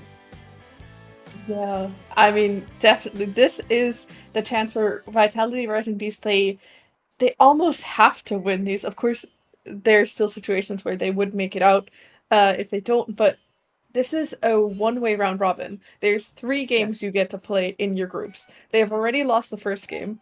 If they would now be losing the next game too, that alone is already just a statement where you then have to win the final one. Yes. And then even there's still a chance that you end up in an awkward tiebreaker situation. So to keep the fate in their own hands and make sure that they are the ones able to say, no, actually game 1, it was just a fluke, we're here, we're ready to go, then Vitality Rising Beast, they have to win this one. Yeah, they really have to win this one, because on the other side, if they don't, they're gonna be in a really rough situation, in a really rough position. Like, they don't entirely depend on themselves to go to the next stage of the tournament. That's the one you really want to avoid. But the fact is that Eterna, for a team that came out to the open qualifier, that came, winning entire open qualifier. By listening on some of the players' opinions competing on the tournament, they consider Eterna a really good team, even a final contender, and from what we got to see last week, I gotta agree on that one. We saw a really good team popping off. Yeah, and I mean, overall, I really, really hope that Eterna they're coming in and they're making their statement as, a newer team, as someone who we aren't that familiar with from the EEC. So I really agree, and I think this is the first game already from them was a big statement. If they now continue this and take down Vitality Rising Bees, who of course we've seen do pretty well in the EEC, this would just be such a big statement game overall. And yeah, I'm really, really hoping that both teams are aware and are sort of thriving under those expectations and under that pressure, so that we can see the best game possible, as we see a lot of trading already coming down in the mid lane. I kind of remember from last week's dynamic in Vitality Rising Beast against SK or that Sha was the one standing the best in front of the odds, you know. So Sha right now, we see her trailing with Sashi, and I kind of like the Syndra picking here. I don't know your opinion, because he really needs to deal with those long range mages and long range threats such as the virus. Anyway, even though the virus is going to be a lethal champion, it's not going to be a lethality virus, so that is slightly different. But even though, you need to be really aware of that. Syndra is fragile as well, of course, as all mages, like non-mobile mages. You're a tiny potato with legs, just depending on your flash. And there it goes, Sashi flashes away, another tiny potato with legs, but right now without the flash available. Yeah, I mean, that is, as you're saying, the curse of the mid lanes, to be potatoes with legs. And yeah, the flash is gone. So the next time a gank comes through, the only way that Sashi can protect herself is if she uses that fear properly. And that is just so much pressure and so much, especially on Hui, having to manage those abilities perfectly. Yeah. So that is, it's so much pressure. And of course, Syndra does have some pretty decent gank setup herself too. So yeah, as you're saying, this little potato with legs has to put a lot of effort into remaining alive and not being turned into some mashed potatoes. Yeah, that's another one. I like it. You know, you don't want to be smashed into little potato pieces, definitely. So Sashi needs to be really aware right now. She's falling behind already, compared to Sha, who's more than one whole wave ahead of Sashi. So yeah, definitely a good spot for the Syndra. We love how Lucy's paying attention around the mid lane. And look at this, Sha is getting control of the mid lane, like firmly, like the tyrant. Syndra is really fitting in here, and also Chromac. We really are watching a Vitality Rising Beast really dominant all across the solo lanes. So they only need to worry about the bot lane, and this is something our colleagues in the analyst desk were discussing, how Nandres and Bloom are going to be left as the weak side of the map. Like, really difficult not to be when you are facing Nika on bot lane. It's really obnoxious to lane against that. So yeah, definitely if they manage to survive and not be really behind, that's for me kind of a victory for Vitality Rising Beast, right? If you're not so behind, the game is unplayable for you, Sivir is going to pop off at some point. Yeah, very much so. And I think looking especially at, as you're saying, the bot lane, it's going to be incredibly interesting to see how this Bard is going to balance both supporting the Sivir so that she can get to that point you mentioned, but also be able to roam, collect those meeps over the map, and support the rest of the team. Because if you can imagine, you know, as we see a potential dive coming through, just in the mid lane, the Hui without flash, you can either have the Sejuani coming in or have the Bard coming in from Narnia, just deciding that, no, speaking of, that's actually what we're seeing here. It looks like Syndra just flashed forward. There it goes. Oh, Sashi is in a really dangerous position. She already into the mid lane, and look at this. Virtuosa playing the cosplay contest. Okay, it was a really good attempt, honestly, but now both supports are making their appearance there in the mid lane, rotating towards the mid lane to cover and support their mid laners, because this is the place where everything is happening right now, right? Now, both Sha and Sashi are going to reset. The first new objective is already happening in the bot side of the map, and nobody's paying attention to the very first Drake. Mostly, they're paying attention to the top side, and I really like how Eterna set the lane swap. Now they have C and Virtuosa pushing towards the top side. They want to play around those volley grabs, and most likely they're going to have a good setup in less than a minute. Yeah, exactly. But it also looks like Vitality Rising Beast are answering this lane swap themselves, sending Nenris towards the top as well, sort of signaling that they might be wanting to fight over the grubbies, which are about to spawn in just over 30 seconds now. So yeah, we will see. These two teams, they just do not want to let anything go. They want to fight for these objectives, but I think in the meantime, we also see the Cassante clearing out the vision on the Drake pit to make sure there's no objective trading to be had. Whoever gets these grubs, they are just going to get them basically for free. So here we see the value of, you know, being on the right tempos, having those proper lane swap assignments you were talking about. And now we see both junglers around the mid lane and then going to be pathing towards those grubs since they're spawning right now all over the map. And there it is, Eterna. We talked about it. They were going to be most likely the first, making their way into those void grabs. Top lane pressure went for them. They were the first ones setting the lanes up. So this is the payoff right now, and it's going to be most likely 3 void grabs going to Eterna. That's a massive one. All 3 void grabs went to the blue side team. Something I was going to talk about, it was the ultimate difference between Virtuosa and Bloom. Bloom's still level 5, and on the other side, Virtuosa is level 6, and definitely Vitality and Rising Beast are missing that Tempered Fate from Bard. I kind of liked the Bard picking here as an R5, considering that the main carries from Eterna are non-mobile champions. They are like easy targets for Bard's ultimate. But there's still none. There's still no ultimate from Bloom. And Virtuosa is a threat, right? You right now are playing with the pressure on everything is a potential, Nico, to put it somehow. So definitely everything is a potential, Sejuani. There it goes, first blood, go over Sha with the ultimate, and that's the first kill for Syndra. Yeah, first blood come through as well. Now Bloom finally picks up that level 6. But importantly, the entire time when all 3 grubs were given over to the side of Eterna, there was no Drake given over. They had to get this mid lane kill because otherwise it would have been a trade for all 3 grubs for 1 red buff, which in my opinion is not exactly worth it. But now that they got that kill in the mid lane, they moved together and are able to move down to take this Drake. Now everything is a lot more evened out. We see Sivir being able to just clear the wave, doesn't need much assistance with that. I think Eterna are a bit too late to fight for the Drake, especially with the Bard portal out, but they attempt it anyway, just throwing that ultimate out. There he goes, perfect from Bloom, but Sha is in some sort of trouble, and there it goes. That was beautifully played by Delicate. Yeah, maybe the Nature's Grasp missed, but she was not letting Sha get away with this one, so they craft the kill, and the assassination goes to C. That's a kill for the Varus, who's also his first item, which is a really good spot for the champ. Yeah, and that was really nicely done, as you mentioned, by Delicate, flashing forward and then going that route under the ground so Syndra cannot knock her back. And the effect of that, as you mentioned right at the start already, the reason that worked is because at the time, Sha did not have her flash available. Yes. And what did we say about mid lane mages who don't have their flash? They're just little potatoes with legs.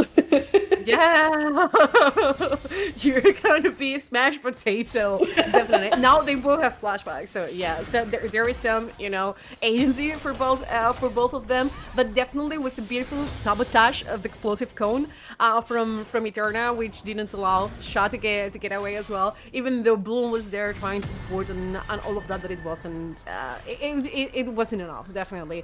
Still, if we pay attention to the mid lane, there's a massive CSD between Sha and Sashi. This is a rough one. You guys want me to die casting Sha and Sashi? Please make it easy for non-native English play-by-plays. Please.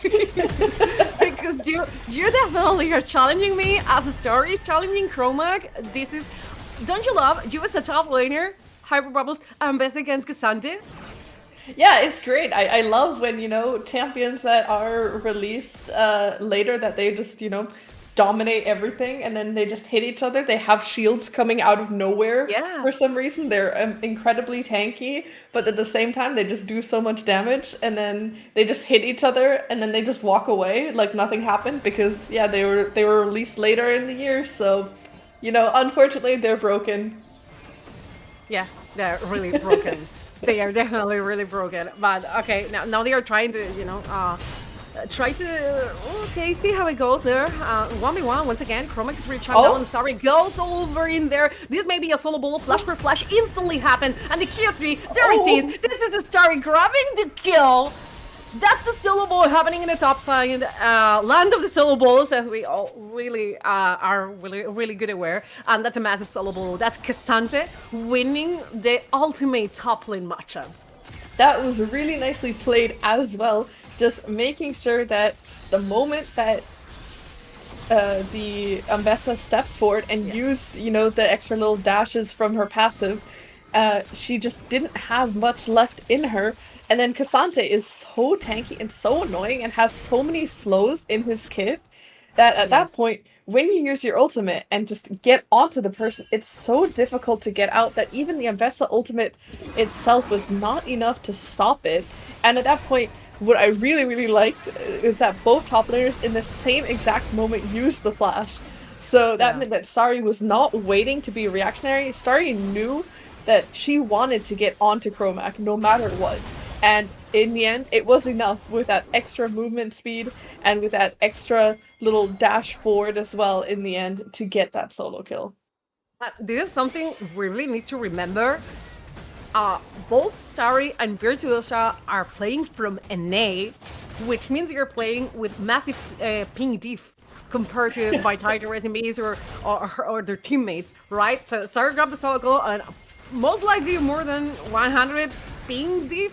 So it's absolutely crazy how Starry, maybe as a newcomer here in the scene in Europe, is really making a statement as one of the best laners we get to see in this in the competition. Now grabbing the solo ball against Chromac, stating it even louder if you can say so.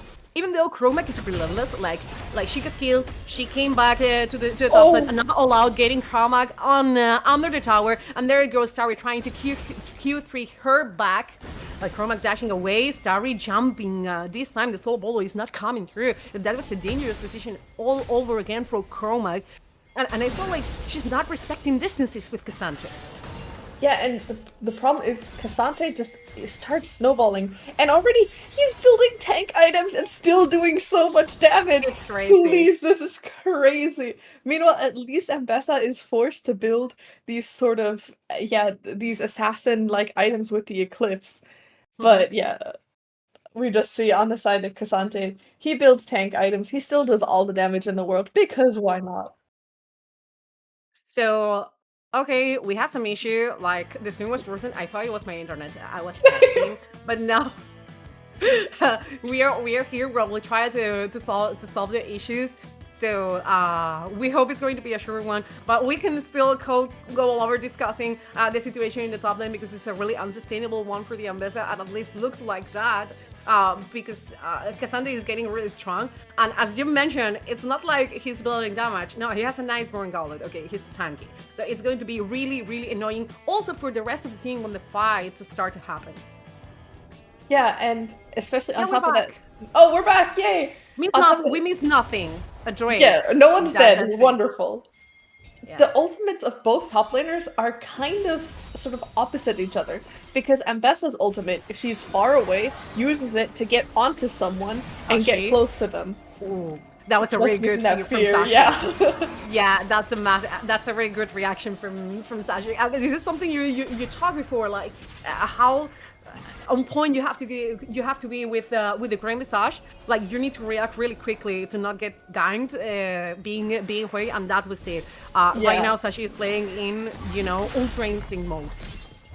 Yeah, definitely.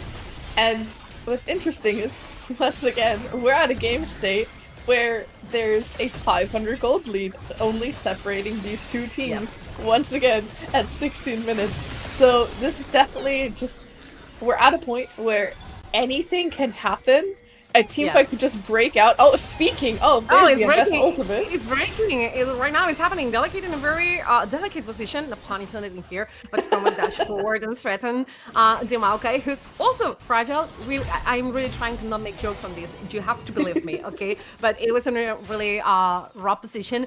So no matter what happens in a fight or the attempt by Titan Raising Beast try to make happen, the fact is that Eterna grabbed the Rift Herald and they have 3 void grabs, and I consider that situation obnoxious. It's like you're putting the Rift Herald on the Rift and you're gonna make it smash into a tower, and with 3 void grabs, that's a tower for sure. We have another fight and Neris is gonna be erased from the surface of the Rift, the Summoner's Rift, as Eterna grabs the 3rd kill, and that's Fits of Warfare for them. Yeah, and not only that, they also already got 1 Drake and got the 3 grubs. So we're really looking at a point now where we're going to be fighting over the next objective to get those overall upgraded boots coming through, since I believe it was Vitality Rising Beast who got the the first tower to fall down. And there it is. They are trying to roll around. The first towers already are down. They're in the top lane for Eterna. The tower is no longer existing, and also the mid lane I think it is not the mid lane, which is the one bot lane for Vitality Rising this definitely. So we are placing our eyes in the next objectives. More than 2 minutes for the next raid popping off. It's going to be an Ocean Soul. A really interesting one in my opinion, considering the potential of the fights being really long with this kind of mages, with this kind of hyper carries. Like, we're not having the lethality side of Varus, we're having the lethal tempo, which is also kind of lethal, you know, no pun intended again. But fights are gonna be longer, and also it's stunning for me that C is already in 2 items. We are not even in 20 minutes into the game, and there's Blade of the Reigning King and Ginsos for her. Yeah, it's absolutely crazy. I mean, on top of that, the fact that they got the entire bot tower, they got 2 kills, and they still have a almost 20 CS lead now. This Varus is just dangerous at this point, and how are you supposed to step, like, if you're, for example, a Syndra, you don't really have any way to move out of the Varus poke if it's aimed properly at you. And then if you get into range where Varus can start free firing, what are you meant to do? You're a Syndra! You can use your abilities, but if that doesn't kill, then what? Because Syndra's entire kit is the fact that she can do big burst damage. Yes. But if that doesn't kill, then what? Then, as you mentioned, with the Ocean Soul potentially coming through for either of these teams, it's going to be so difficult to actually be able to kill someone if they're low, because they'll just end up healing up again. At least we try to raise Miss, maybe chill about the fact that this is not an ambulance composition like the one we had before with Zerance. Yeah. At least there's not that much of heals and shields, but we have an amount of damage incredible from Sha. With the Unleash Power, TP coming through, there it goes, with the re-engage from the side of Eterna. The TP was the dangerous one, and Starry gets the Exiles on top of her head. Sha gets another kill, and Starry dies, but look at that. She is non-threatened right now. They jump on top of her, and those are 4 kills! Those are 4 massive kills! For Vitality Rising Beast, that fight was massive for them, and Sashi tries to get away, threatening with the fear and with the move speed. Those were 4 kills for Vitality Rising Beast, which means that they are most likely getting the Drake for sure, but also, look at that. All of the kills went or to Sha or to Nenrace. Yeah, that is exactly where you want to have these kills. And earlier on the desk, Telk said that the first loss was hopefully really a wake-up call for Vitality Rising Beast. And looking at the way they were decisive and turned on that TP in the team fight there, I think they've woken up. I think they're ready to play now. And Absolutely. This is exactly what we want to be seeing from this team. Because we mentioned it already at the start of this game. This is so important. Every single victory is so incredibly important when you have a one-way round robin with only 3 teams to face. So this is exactly what we want to be seeing, especially against Eterna, who are currently with a victory already topping that that group. Yeah, that's it. This is the most important thing. This is what all teams are focused to. Getting victory, even a single one, made the difference in the end. So Eterna, yeah, they got erased, they got obliterated, but now they come back trying to rush that Atakan, and Atakan is where the magic happens, or where the throw happens. I'm not really sure on that, but there goes the Temp of Fate from Lone trying to delay that Atakan to happen, and it is Delicate one getting the neutral objective. Virtuous trying to pop Blossom, but Ambessa is getting away, and the one getting away is C, dealing some damage to Sashi, gets Chroma down, Nenrace also. She gets obliterated. Scattered Weak from Sha, trying to deal some damage. There it goes. She gets the kill, and that's a triple for the Virus. What a fight he played! What just happened there? It looked so good for Vitality.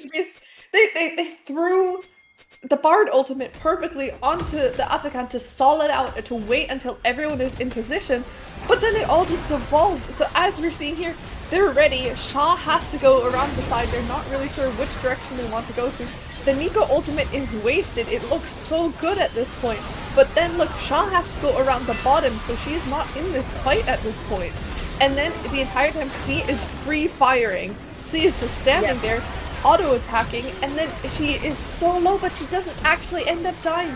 All it would take was just a little bit more, and by the time she does finally fall, it is too late. It's a crazy fight from C. Shot tried everything. The Sky of the Week was promising, but the moment, it's what you said, right? The moment you pull through your combo, and that's it. You need time to get it back, to play some damage again. And there were so many threats in that situation for Vitality Rising Beast. I think they rushed. They got a bit anxious about the Atakan situation, and they try to make the best out of that feeling. So right now it's stunning because we came from a fight where Vitality Rising Beast got 4 kills, 2 for Shot, 2 for Nenrace, and the moment we come back from the replay, it's Eterna the one getting a full ace on top of them. So this game, look at the gold diff. It's 100 to 100 gold diff between teams.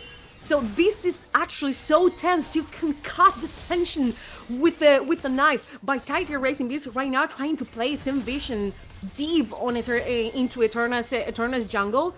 No towers there in the middle to defend the outer part of their side of the map. And Virtuoso cosplaying once again as a minion, but that minion is suspicious.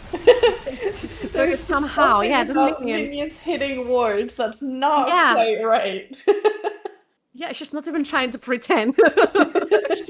she's not Nico. And also we're getting into that part of the game where Nika gets to be so annoying with clones.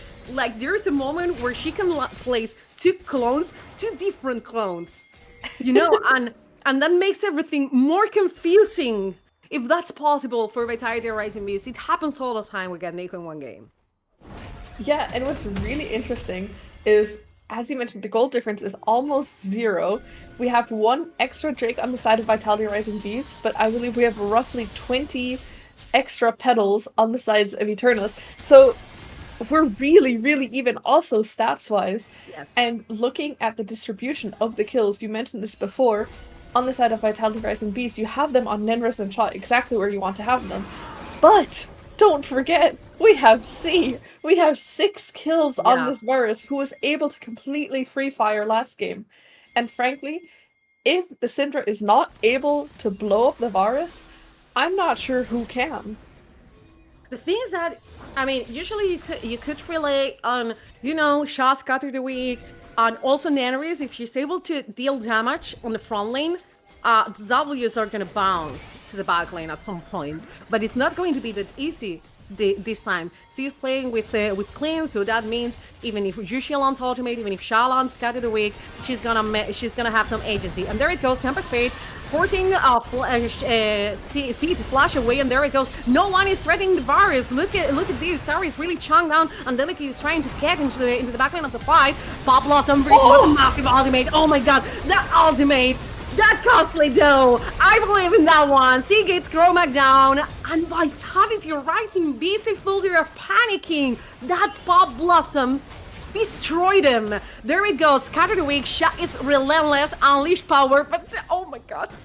Yeah, but Cassandra didn't even give a single, you know, I can say the F word. Cassandra was just unbothered by that. He just pressed his W and was just like, yeah. What are you gonna do? I'm bothered. But yeah, that was such a absolutely beautiful Pop Blossom. I think it was all 5 members, and importantly, we saw that the Sivir used the spell shield earlier to block the Maokai ultimate, so she didn't have it available. There's nothing she could do. She was just immediately going to be knocked up by that. And when Sha and Nenrace are locked up like that, then they can't do anything. They are supposed to be ranged characters, and if they're in melee range, their effectivity is just going way, way, way, way down. So that is exactly what we want to see on the side of Eternas. Like, she played a fight in a really dangerous way because she was forced to flash away really quickly in the fight, but she was hiding in the very narrow corridor, right? on Vitality Rising this corner. It was an opportunity. I don't know if Vitality Rising are going to be able to find once again, because at this moment the goal it is a bit wider between the teams, and Yushia right now is being caught. Temper Fate to gain some time, but Yushia is going to be destroyed by C. 8-2-4 for Eterna's AD carry, and definitely Eterna is making a statement in this tournament. They're not only the team that got qualified and that may be, you know, on the plate or underestimate, they are finals contender. If they grab this victory, if they manage to secure this victory, that would be 2-0 for Eterna, which would make them top dogs into this group. Chromac right now trying to flank, and Virtuous, another beautiful ultimate. The spell shield came through, but Nenris is gonna be dead as Starry goes all out on her. Oh my god. Chromac forsaken behind, and that's another kill for Eterna's. Sashi gets Ambassador Medardo's head. That's absolutely stunning fight for Eterna. Those were 3 kills on top, on jungle, and on AD carry, and I feel like Vitality is panicking once again. Sha trying to desperately grab a kill in here. There it goes. Sashi dies. I mean, Syndra definitely is not going to let this victory fade away that easily. Yeah, that was definitely a moment of pressing the outplay button. Importantly, in that team fight, the Ambessa went in and killed off the Varus. So that was at least the sort of like the light in the darkness, because it made sure that Eterna could not be doing that Baron right now. And Yes. even though overall the fight still went in favor of Eterna, I think Vitality Rising Beast is not too upset with how that fight went, because they stopped the Baron. They especially ended up getting that extra kill coming through on Sashi. So it's not ideal, but it could have been so much worse. Yeah, it could have been so much worse. I think also Sha saved the situation a bit for them by grabbing Sashi's kill, Sashi's shot down. So again, I feel like I'm having a deja vu in here, casting Vitality once again, because Sha is the one standing the strongest from Vitality Rising Beast. 30 CS is deep. She's almost 300 CSs into 30 minutes into the game, which is massive. Now Temper Fate, she's in trouble. Yushia wants to grab this one. Delegate defend her with the Nature's Grab, as he has been taken away by Chromac. And with no Varus, there's maybe no party, but Sari is trying to carry out this fight, dashing away. There it goes. Another Scattered Weak from Sha, and look at how much damage this Syndra is placing in here. That's the situation Vitality Rising Beast one, of course, but maybe the Nashor, are you attempting with the Nashor? That may be dangerous though. It might be dangerous, but the HP bars are so low that they can either look for the Nash or try and trap, because if Eterna try to step in here and fight them, Yeah. I think it is just going to be a mistake. I think it's going to be so rough, because as mentioned in that fight, oh my! Sha's not here for the jokes. Sha definitely is not here for the jokes. Yeah, you're not allowed into this club for sure. And yeah, Vitality Rising Beast makes the comeback, grabbing the Baron Nashor buff, securing that Baron Nashor buff, with Sha not allowing anyone to step into the river. Wow. And especially this means Nico is going to be down right before the Drake spawns, meaning she's not able to go in and try to put that vision everywhere. Really important, Delicate did get the Scuttle Crab at least, so there's a little bit of vision put around. But just by nature of the fact that the support is dead, they will not be the ones having that extra vision control. And if you've ever played as a Maokai, you really want to be on location beforehand. So this is already just a bad sort of priority state for Eterna. It's very different when you're Maokai to get into the river first or being the last, making it into a new objective. But there it goes. No matter what, Nature's Grasp.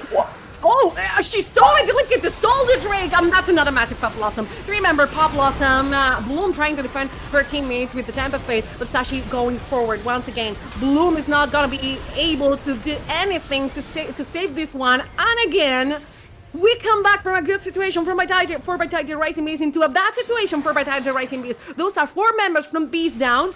there's only Bloom left alive, and I think that's it, and I think that this game, Eterna wants to close this one really quick, as Bloom is the only one remaining in there. Still almost 30 seconds for Vitality Rising Beast to respawn. Bloom with the Baron Nashor. Yes, you can try to defend with Baron Nashor, but that's not gonna be ideal no matter what. This is a 5 against 1. There it goes, dashing forward, and that's the Nace, and this is it. This is Eterna getting the second victory for them. Vitality Rising Beast, we're in an emotional roller coaster. They got the Baron Nashor into losing the game. That was such a wonderful snap decision there. But also, what is today? Are we just doing the day of like non-smite steals? Because Yes. that was a crazy steal. But then also going in immediately after that to say, screw it, we're going for this fight. We think we can win it. And just getting all of those down. Once again, a really, really nice pop blossom, as you mentioned. And then the Ambessa tried to ultimate backwards, but we had, all those invulnerabilities coming through. Ambessa was not able to get onto those key targets. And from that moment on, it was just completely over. And very rightfully then, Eterna just said, we can end the game. We're going down this mid lane right now. They pushed them, they had the mid wave in place. And yeah, what is a Bard meant to do against that? Yeah, I mean, and I really like to see our team in this tournament being able to close the game like so consistently as Eterna did, because we came from the previous game where everybody was struggling a lot, even after 2 Baron Nashors to close games, and this is something that happens a lot when you go to grassroots, to ERL, second divisions, and all of that. But Eterna is not; they do not have that very issue. They saw the opportunity, they saw the window of opportunity, and they closed the game. So they go into the group. They make these make them top dogs into the competition. Nobody is able to underestimate Eterna, never again. And Hyper Bubbles, is being delightful to cast these games with you. I hope you have some fun. We are tossing to a short break before we come back with our lovely analyst desk. See you later.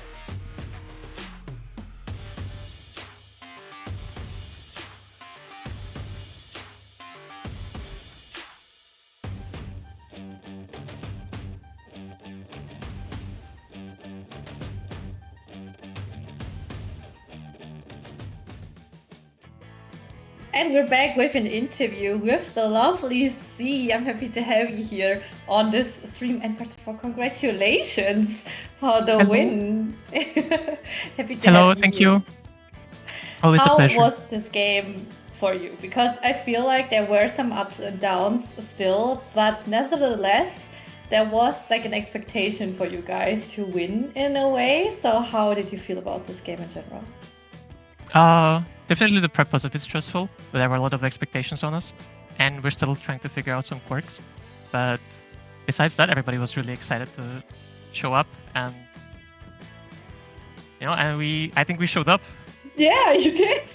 You definitely did, and you also did in your first game. And now you won both games against opponents that are, let's be honest, very respectable. And I feel like you guys are able to, like, it feels like a lot of other teams are now getting to see what you're capable of and everything. So how do you feel about, first of all, winning the first 2 games now and going further in this tournament? Do you feel like you're unstoppable? You can maybe take it all? We're definitely feeling unstoppable. We've been feeling unstoppable for a while.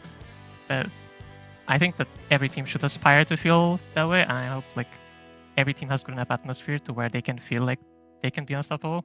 I think we're definitely feeling very strong right now, and this win just kind of reinforces that emotion. And yeah, I mean, there were a lot of expectations coming into us, but also we had a lot of expectations coming into ourselves. We had a lot of really good veteran players and a lot of really promising rookies, and I think we found the perfect balance how everybody plays and how everybody calls for each other and how everybody supports each other, and we found a really good structure to where we can actually take off games of, fairly organized teams, one would say. Definitely. And maybe if you say you do have a lot of expectations in yourselves as well, is there like a certain point or a certain goal you guys maybe have for yourself? Are you like, oh, we want to go to the finals, or there's a certain team we want to beat, or are you just like, let's go take it all? I think definitely the main expectation is just go take it all. Me and Sashi have a history, especially with the Paris LAN, where we kind of have been ending second in very disappointing terms. So hopefully this time, 3rd time's the charm, we're gonna get a miracle run. And like so far, it's building up to be 1. Amazing. And your next opponent is going to be SK, if I'm not wrong. So Yep. This is going to be another team, which is, let's be honest, a respectable team, but one that maybe would say you are able to beat. What's your opinion on them? We're for sure able to beat everyone, I think, in the tournament right now with the way we are playing. And there's been a lot of hiccups with a lot of the teams that should be respectable. So there's definitely a lot of places we can exploit. And I think we showed it with Vitality. And I think we can show it with SK too. Amazing. And there's one last thing I would like to ask, because we are going to talk about it on the analyst desk as well. We know that you did some role swaps previously, and you were a couple, and you were able to play different champs because of that as well. Obviously, do you feel like doing these role swaps makes you a better player? For sure, it gives me a lot of perspective. Honestly, first of all, I'm learning a lot of things I have not been able to experience playing other roles competitively myself. So I think as a player, I'm growing a lot. I have a lot of ideas on how areas of the map should be played now more than I have before, especially from other roles. Like previously, if I was playing top lane, I had expectations of what my AD carry should be doing. Perhaps those expectations weren't always correct. So, I can help direct most of my teammates if there is something that they are not exactly sure about, or I can help out with some champion practice and stuff. And I think that makes it really fun, and it gives me a lot more excitement into competing as well. Yeah, it makes sense and totally understandable. I have to say congrats again for that win, and thank you so much for taking the time to talk to us. I hope you have a wonderful rest of the day and hope to see you soon again. And I'm excited for the Thank you next so game. much. Thank you so much. Bye bye to you. Take care. Bye bye. You too. Bye bye. And we are back with the lovely analyst desk, and you just heard them. You just heard C talk about the whole role swap situation, and Xalas, I want to hear from your perspective a little bit more, because different roles, different champions. We were kind of hoping for a specific pick. How do We you were feel about definitely. it? I feel definitely very like the same as that C said, because I think like playing different roles gives you a whole new perspective on the whole game, because you like understand what your team needs, and it also brings like new champion pools in. Because I think a lot of like times when you have like a meta change for like maybe AP carries being more viable on bot lane, not every AD carry player plays AP champions. But if you have like a player on your team that has been, for example, played top lane before and brought like top lane champions from like a second place from Coupe des Etoiles to like mid lane, and also brought them in a new mid lane champion pool that now accumulates again on the bot lane, you have like way more strategies and way more also open champions to play. And also with that, she has been very successful in the past. We can see it on the graphic. She has been top lane for BDS Valkyries and made the second place there. Has also been quite successful this year in EEC, even though not making it out of groups, unfortunately. They even had the tiebreaker against Galleons that they unfortunately lost. But she's definitely always been like a player in the past that she tried to bring in like new champions, and also adapted a very like unique champion pool for each role instead of just sticking to like the same 3 or 4 champions overall. And I think that's something really valuable for a team too. And it shows, at least I feel like, and I'm excited to see more of C and what she's capable of, what she can pick, and what she can maybe show us in the future of this tournament. Telch, out of the perspective of a player, how do you feel like a role swap works? Do you feel like it's not that hard, or is it like a big process? I think, yeah, it can be hard at the beginning. Like, there is a timeline that you need to get used to the role, you need to get used to the matchups, like the champions, the macro, everything. And it's gonna take time, and it can see like, yeah, it's hard. But when you get used to it, it's like easy peasy, and you can say like, that's the best decision I have ever made. And that happened to me, I think it was like 4 or 5 years ago. I was playing jungle, then I swapped into top lane. And in Eterna, there's like Delicate, like C, like these players are role swapped as well. And now I can see it's really Swiss for them. And they're just killing it. In Rift, we saw them, like they're all coordinated, especially top lane Starry. Like I don't know, man, like she was so good at Cassandra. She got a couple of like solo kills. Her position in team fighting, everything was perfect. And it was just not Starry. It was just like Sashi, C, like everyone. And yes, we saw them as underdogs because, you know, we haven't seen them as a pack. And there's like new players as well. But they look so clean. They definitely do, and they are rocking it all, at least so far. And it's going to be exciting to see how they are going further. And when we are looking at the standings right now, we have to remember that Eterna was able to get both wins, and that they are on top of that Group B at the moment right now. Blue Otter with their win today also on top status. Looking at this, do you feel like Eterna can maybe take it all at some point? And are there any teams where you're like, oh, they can do better? I definitely feel that Eterna has like the safest bet of all the teams from Group B to make it out, because I think that they are like their coordination that they already proved after such like short notice playing together, even though some of the players have been playing together in the past. Like you already said, SK is the next enemy, and I'm not sure if SK is already at the spot where they wanted to be. I mean, they look definitely more confident and like more concentrated than in comparison to EUC, but I think they're also a team that like still struggles and has like similar difficulties to like Vitality Rising Bees and Solari, and so far all of them have been beaten by Eterna, so I think the air might be getting a bit thin for like all the other teams in Group B, because if I'm looking at the names, I'm definitely still a bit disappointed, or like at least I'm concerned for Vitality Rising Bees of them making it not out of this group. Understandable. I feel like concerned is the right way to put it, because we saw both games and I think the expectations were kind of different. Now thinking about Eterna and being a really strong opponent as they showed again today, it kind of makes sense, but still, let's see if they are able to get back into shape. Maybe let's say it like this for you, Telch. What do you think about the situation right now of Eterna? Because maybe it's like too much for them as well. The expectations are so high at this moment after this win, of course. Do you feel like this is the best way to be, or the best situation to be in as a player? I think it is, because even in the interview, she said, like, also expectations for ourselves is high. So that's the thing. And I think they also didn't expect that, but like when they started to winning, I think they realized that, and it makes them a bit stronger, because high expectations even from yourself, because the biggest enemy is you, not SK, not Vitality, not like Solari. Like the biggest enemy is you, and I think they're aware of that, and I think this is making them strong. Because with that mentality, they can beat everyone.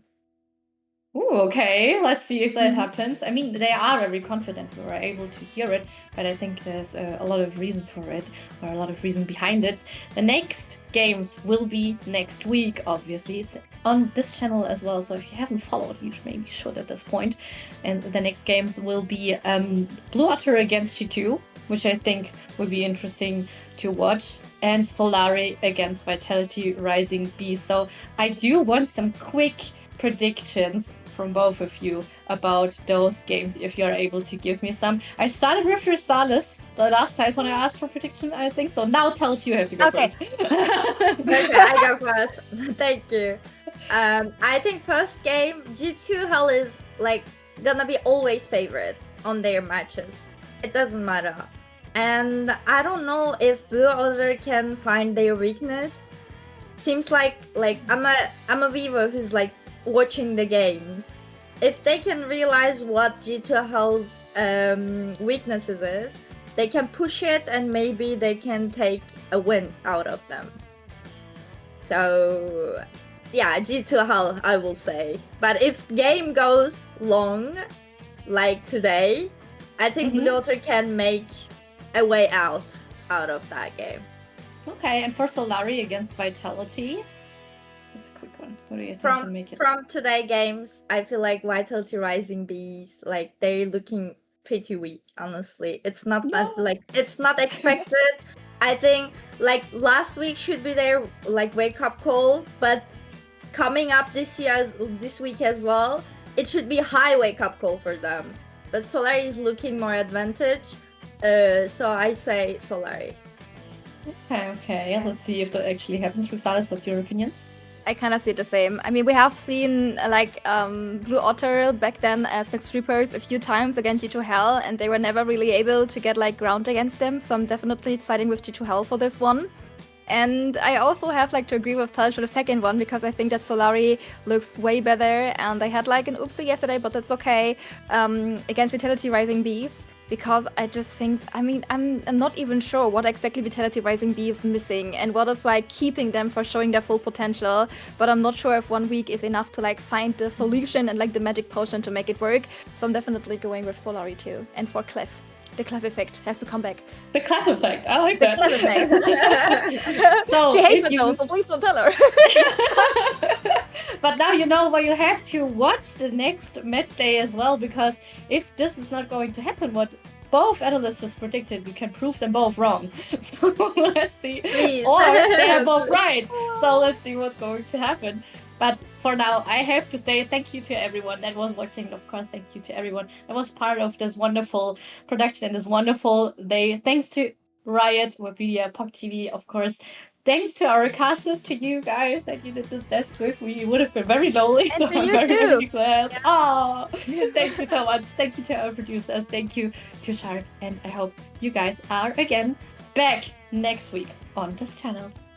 Bye-bye. Bye.